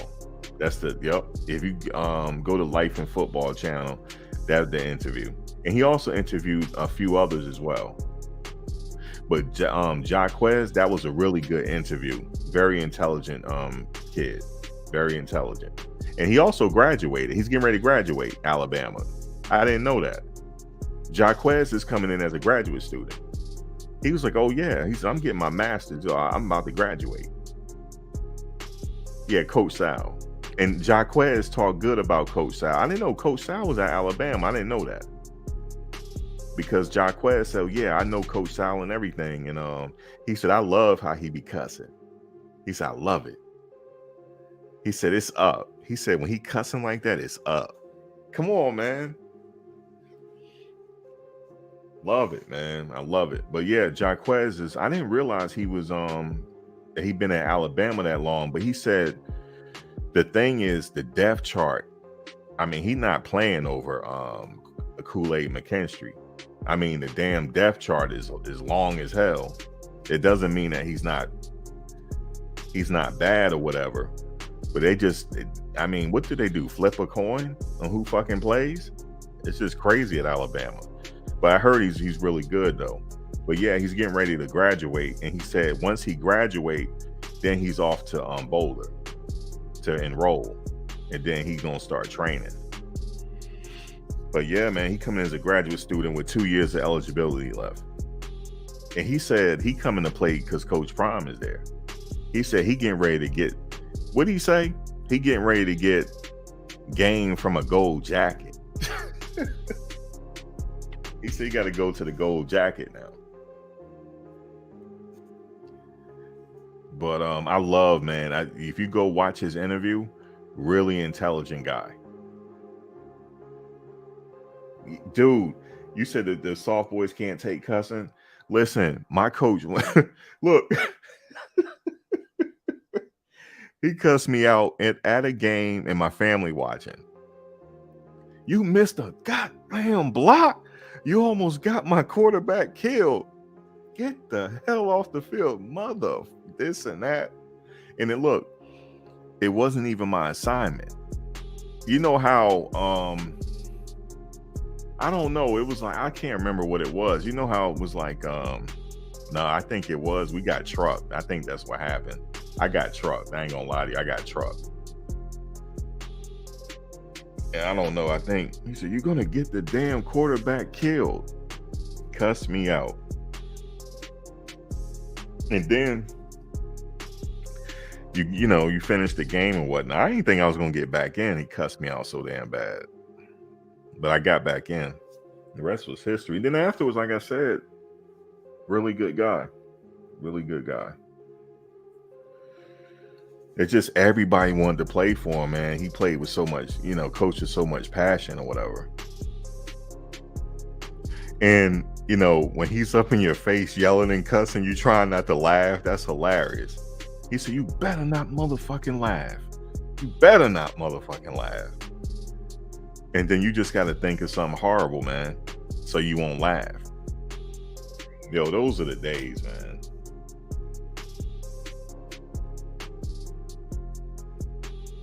You said if he pulled this off, he's going down as a coaching legend. It's it's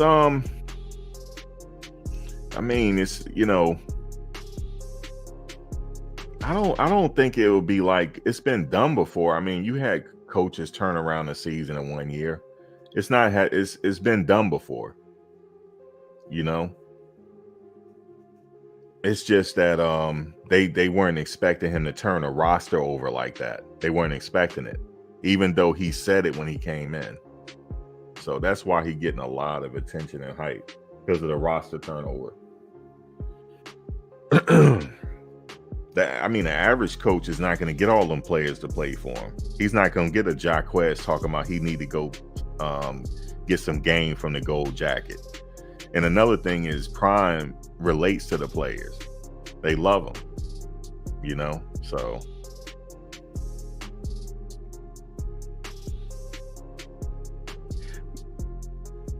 Shit, playing the Yin Yang twins in the locker room. What coach do that?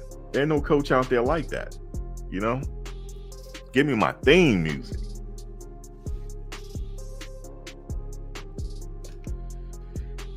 But I tell you what though, man, for you people that live close to the stadium in Boulder, man, y'all got a good ticket in town, man. I'm gonna try to get to a game at some point this year, but I'm pretty sure it's gonna be sold out. I probably just tailgate. I don't want to go all the way up there just to tailgate though. Hopefully I get a ticket.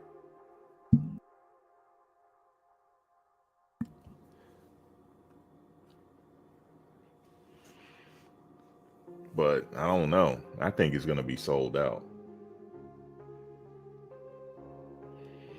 Man, if he turn this season around, he's going to be the best athletic director in the planet.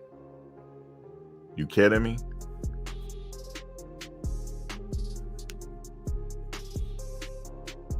He gonna be the athletic director on the planet at that point.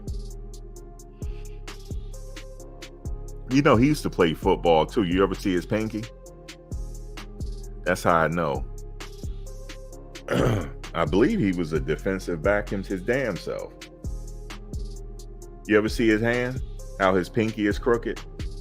He played football. He got his pinky dislocated one too many times.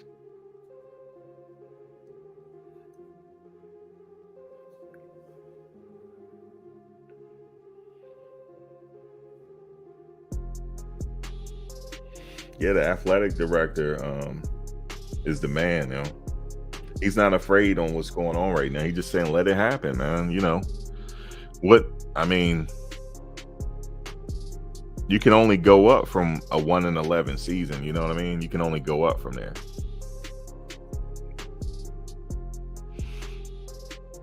But he said it. He said before he retired, he wants to have a winning season. So he probably going to get it.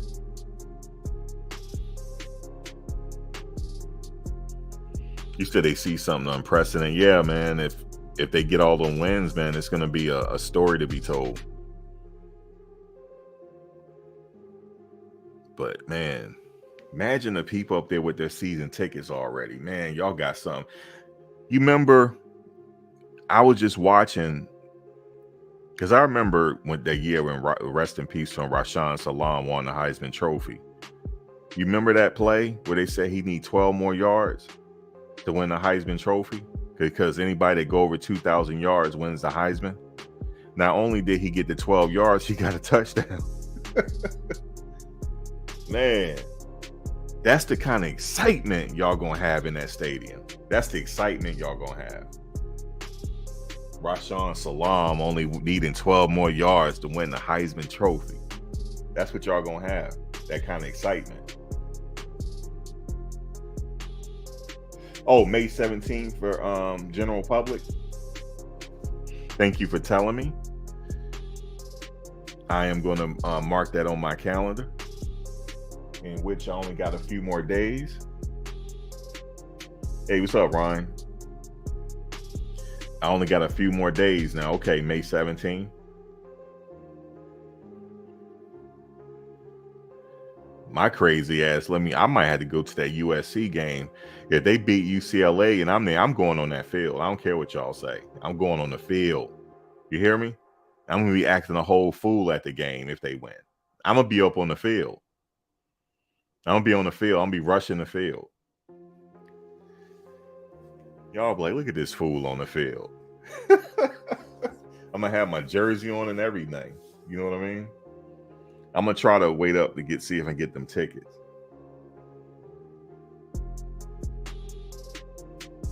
Oh, if he wins 10 or more games, that's the coach of the year. He's coach of the year.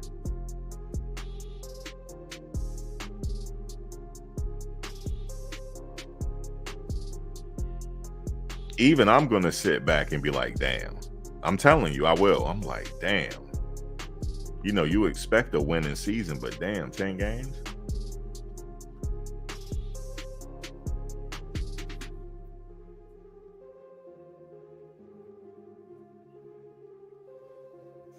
Guys, I damn near go viral. If I'm at the game at the USC and they win the game, I might crazy ass be right on that field, rushing the field, and fell over out there and hurt my damn self. Oh, that'll be embarrassing. You see on the news, man going to the hospital, hurt his back. His old ass rushing the damn field.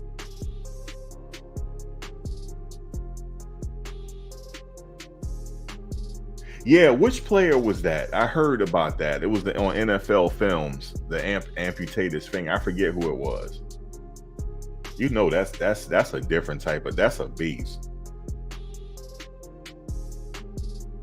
Yeah, for the record, you said he flipped the whole roster at JSU. Yeah, 70 plus players came in.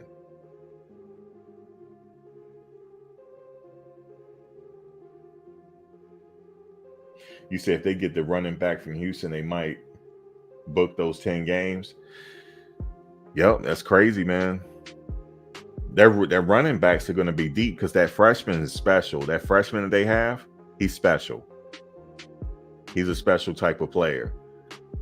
This guy graduated early, went to spring training, and then he go back for his graduation. Then went back for his high school graduation on the break.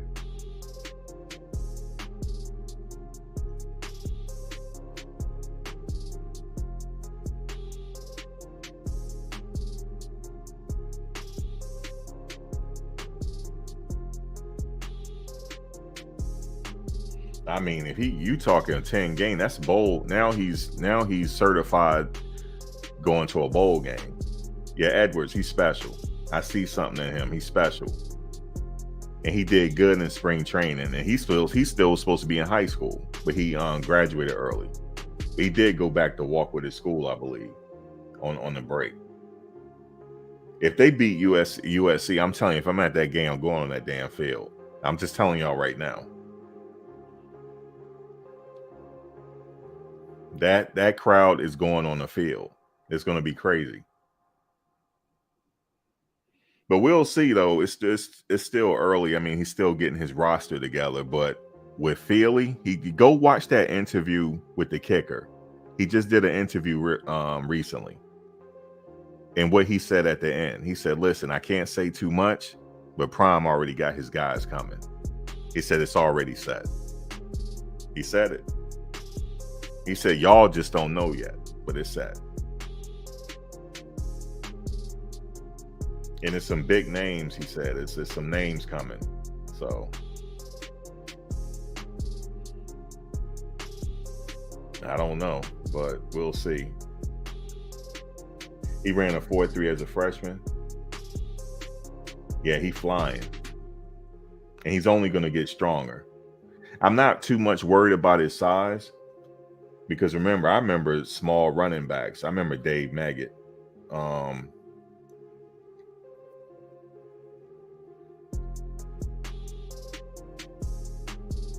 And I forget, what was that running back he played at Jacksonville? That's the man. It don't matter about this. If you can play, you can play. So, but the running back that was at Boulder today from Kentucky. You said they got 4 to 5 guys that can run 4.3 speed. Now, yeah, I call it Speed University. He's turned into Speed University. It's going to be a special thing to watch, man, to see it come together and see them all. Because remember, they got this thing where because at Jackson State, it was almost like a family thing. All the players got along together and they wanted to see each other succeed. That's the type of locker room he has. Yeah. Smith was small, but he had size to him. Barry Sanders had size to him. You know, but and Barry won the Heisman, didn't he? Yeah.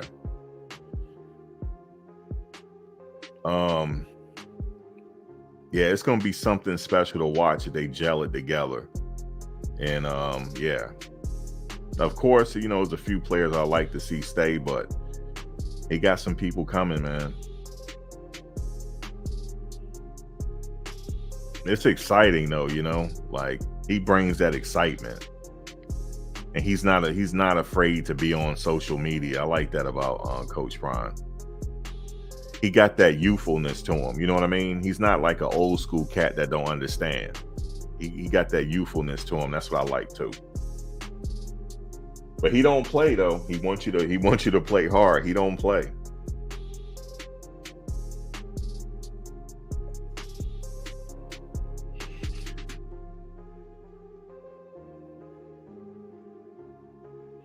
Yeah, he working out. I saw on his Instagram that he's in training right now.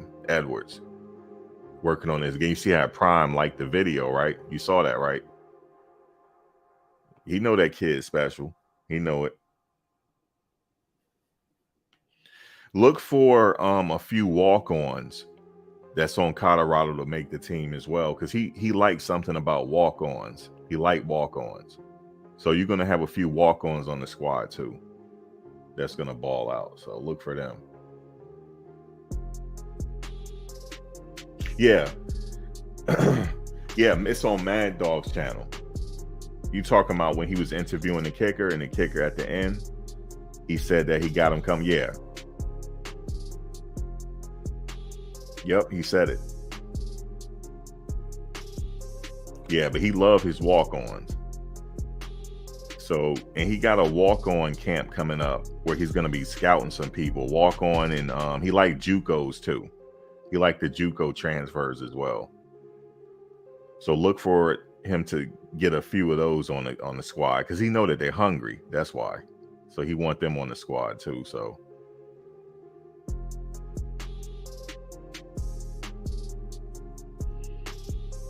long as they protect Shador, open up that running game, they set. They can protect him, he gonna air it out.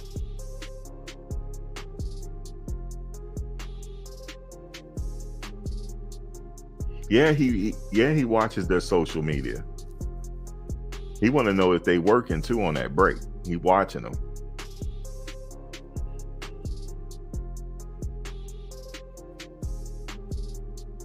I see Travis working out on his break, you know. He's a workhorse, man. He wants to get it done. He's working, he's with that famous trainer in Texas right now, the wide receiver that work with a lot of pros and stuff. He's with him right now. So they working, man. It's the best ticket in town, man. That's what I'm telling you. I never got a chance to go to my ex-girlfriend. She was working in Alabama for a year. And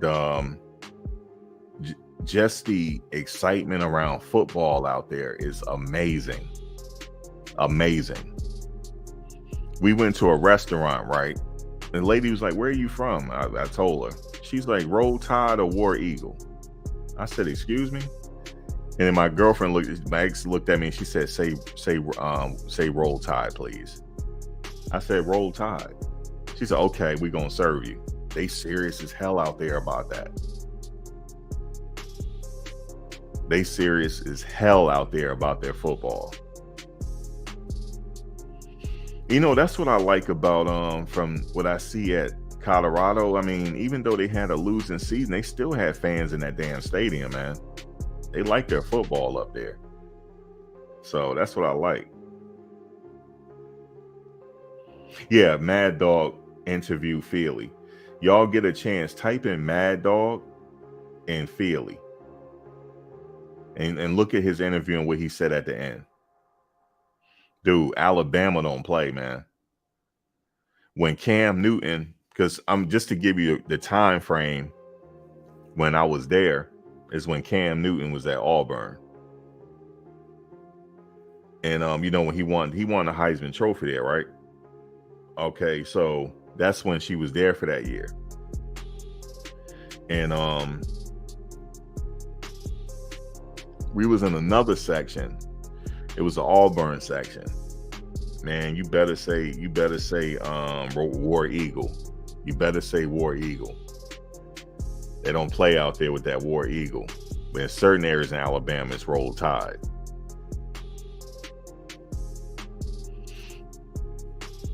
Charlie Arfendahl, I know he's a walk-on, right?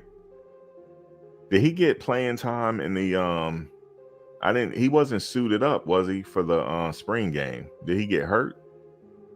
I didn't see him suited up.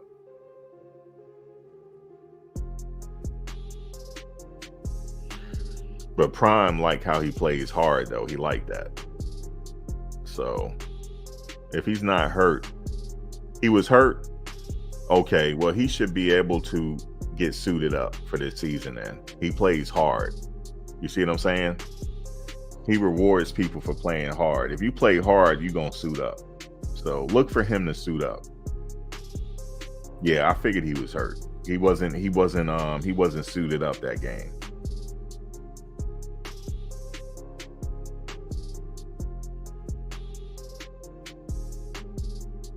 But look for him to play. Because he played hard. And so yeah, look for him to be out there. I'm not surprised about him. If he playing that damn hard, he's gonna be suited up. Definitely. Who else? Yeah, because he played hard. That's why he's an old school type of player. He played, man. Somebody play that hard, you gotta reward him.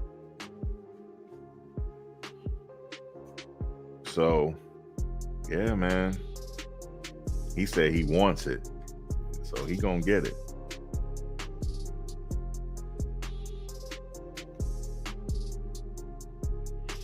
You said Roll Tide, Alabama, War Eagle, Auburn. Right. War Eagle is Auburn. There was a story of how because I was like, how they come up with War Eagle? I can't remember what happened, but an eagle or something. I can't remember. It was something with an eagle that came on the field and they won the game. I can't remember. Then they started saying War Eagle.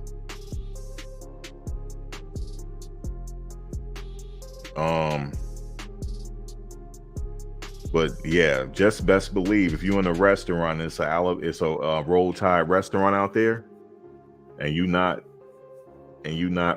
War Eagle, they might not serve you. So yeah, football is everything. But that's what I like about Boulder, man. They got loyal fans, you know what I mean? So football is good up there too.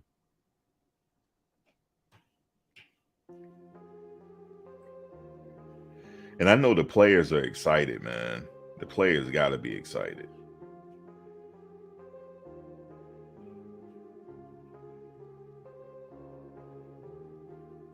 But you just best believe, man, that 6'10" kid on that offensive line, he's going to the NFL. Remember I said it. He's going to be playing on Sunday one day. Can't teach size. It's one thing you can't teach. And there's not many offensive linemen that size in the NFL. I remember, what's his name? The Eagles had one. He was 6'10". No, he was 6'11", actually. It was the Eagles offensive lineman. Like, he had a very interesting name. I can't remember his name right now.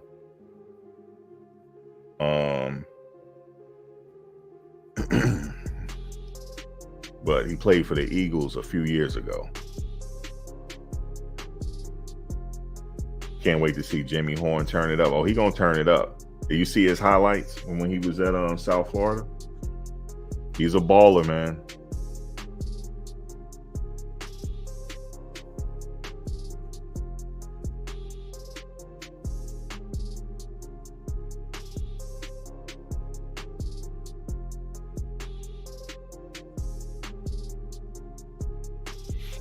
Yeah, man. Shiloh is pretty good. He's pretty good. He like to hit. He's like kind of like a smaller version of his dad, right? But he can hit. His when Prime played football, he didn't really have to hit that much. He did if he had to, but he really beat people with his speed. That's really, he used his feet. And please don't punt it to him. Oh man, he'll make you pay. I don't give a damn if it was the fourth quarter when everybody tired, he gonna run it back. That was the type of player he was. But he didn't really have to tackle that much. But he did, like I said, if he had to. But he usually he'll get you with the speed, shut you down like that.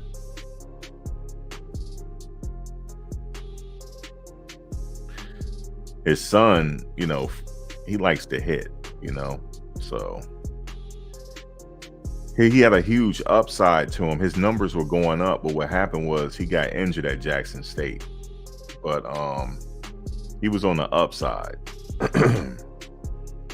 before the injury or whatnot. But then he came back, you know. So he getting a fresh start too. So he ran a 4.2740. I believe it. I believe what's his name was faster though. That's not the fastest time. It was the running back from the Titans, the one with the dreads. I can't remember his name right now. What was his name? He ran the fastest. Wow, what was his name? He played for the Titans. He had dreads. And he had the gold teeth in his mouth. What's his name, y'all? He ran the fastest. I think it was a 4.2. Not 4.27. It was a 4.28, something like that. He had world-class speed. Willie Gault did too. Back in the day, Willie Gault. He was faster than Prime, I believe. Willie Gault was, or maybe Prime was faster. I can't remember.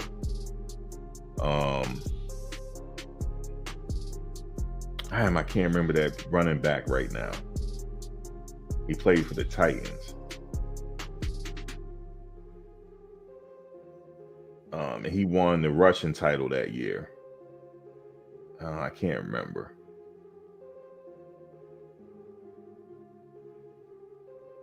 But I believe he clocked the fast. It wasn't Ted. Somebody told me it was Ted Ginn Jr. that clocked the fastest. I don't think so. I think it was that running back from Tennessee that did it. Maybe it was either him or Ted Ginn Jr. Yeah, Chris Johnson. Yeah, Chris Johnson. Somebody told me, nah, Max, it was Ted Ginn Jr. that ran the fastest. Nah, it was Chris Johnson. Yeah, Chris Johnson. Go. You can Google his 40 time. It was legendary. Yeah, Shiloh likes to play aggressively and hit. He does. If you go watch his film when he was at South Carolina, go watch the South Carolina game when he was playing Auburn. How he was running around, knocking people around. Yeah, he likes to do that. He's nasty. But yeah, Chris Johnson ran fast.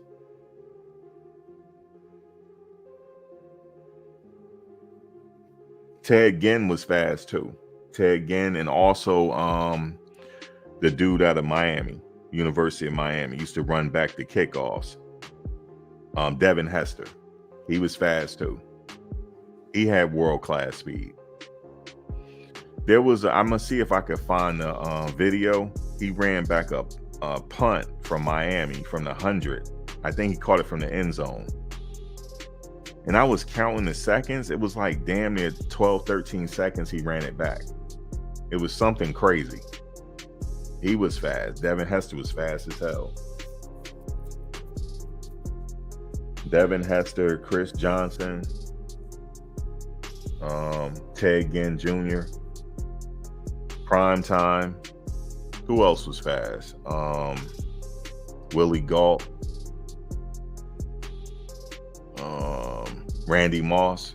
Randy Moss was fast. See, Randy Moss, I don't know if he really clocked good 40 time, but he had what you call on the field speed. His speed on the field he was fast as hell, and he was tall with it.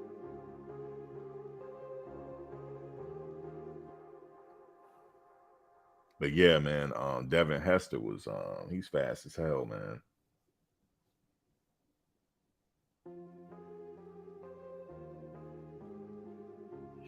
There's a kid in high school right now. I can't remember his name right now.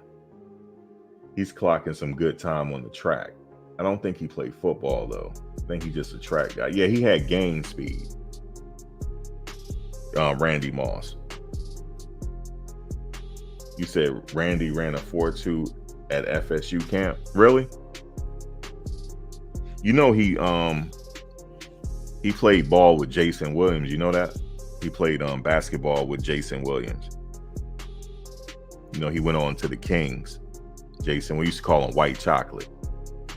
Yeah, they played basketball together in high school. You said Prime might have been the fastest. Yeah, no, Prime was fast. He was like, he damn near was the fastest during that time. He was fastest. He was fast. You had him. You had Marcus Allen, Willie Gault. They were fast, man. They were fast. And, you know, Prime also ran track for a little bit at Florida State for a little bit when he was, I think he got bored and started running track. He started posting some good time when he was running track. He couldn't really run track like he wanted to because he's playing baseball, but he did run a little track just a little bit.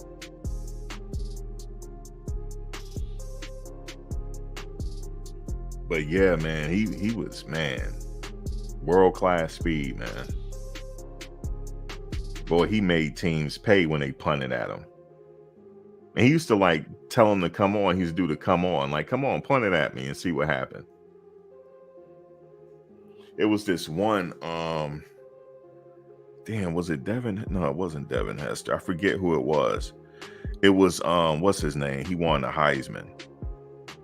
He ran back a punt, and Dion was watching him. And then when he got his chance to run back a punt, he ran back one. He played for the Bears. I can't remember his name. No, he didn't play for the Bears. It was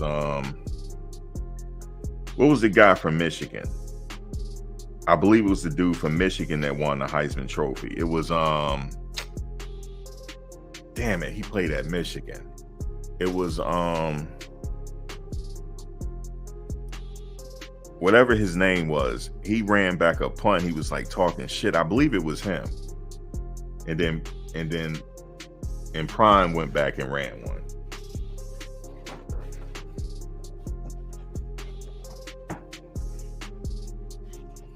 Was it Woodson?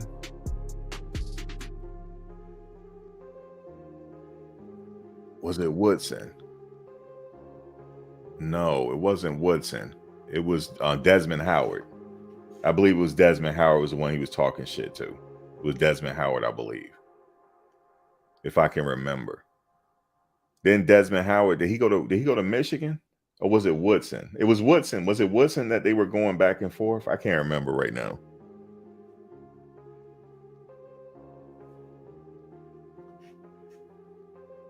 Where did Desmond Howard go? Desmond Howard. Hold up. It's on YouTube. They were telling the story. I can't remember. I had to find the video. But yeah, man. But guys, I ain't gonna hold you up. I appreciate talking to you guys today. I'll come back at some point. I'll wait until they get some more people on the squad, which, you know, that's happening every day. I really can't wait for them to come back. I believe they come back, what, April 30th? I can't wait they come back to start training again. Then I go live again.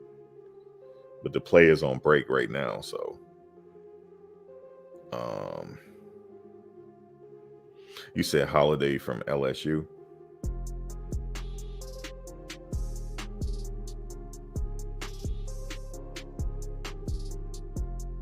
But I will catch you guys on the next one.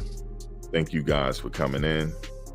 Yeah, May 30th, right? They come back May 30th. So that starts the beginning of what? Summer practice.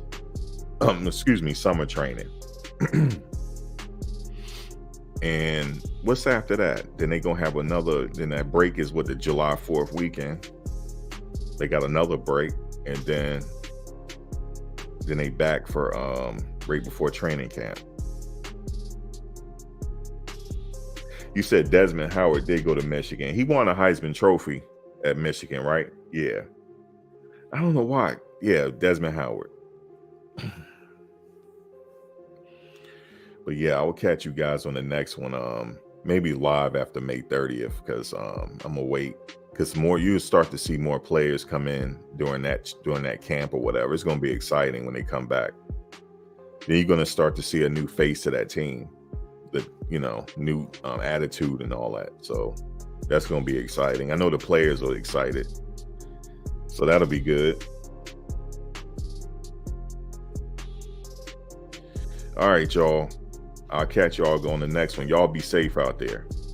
Thanks for coming in. All right, y'all.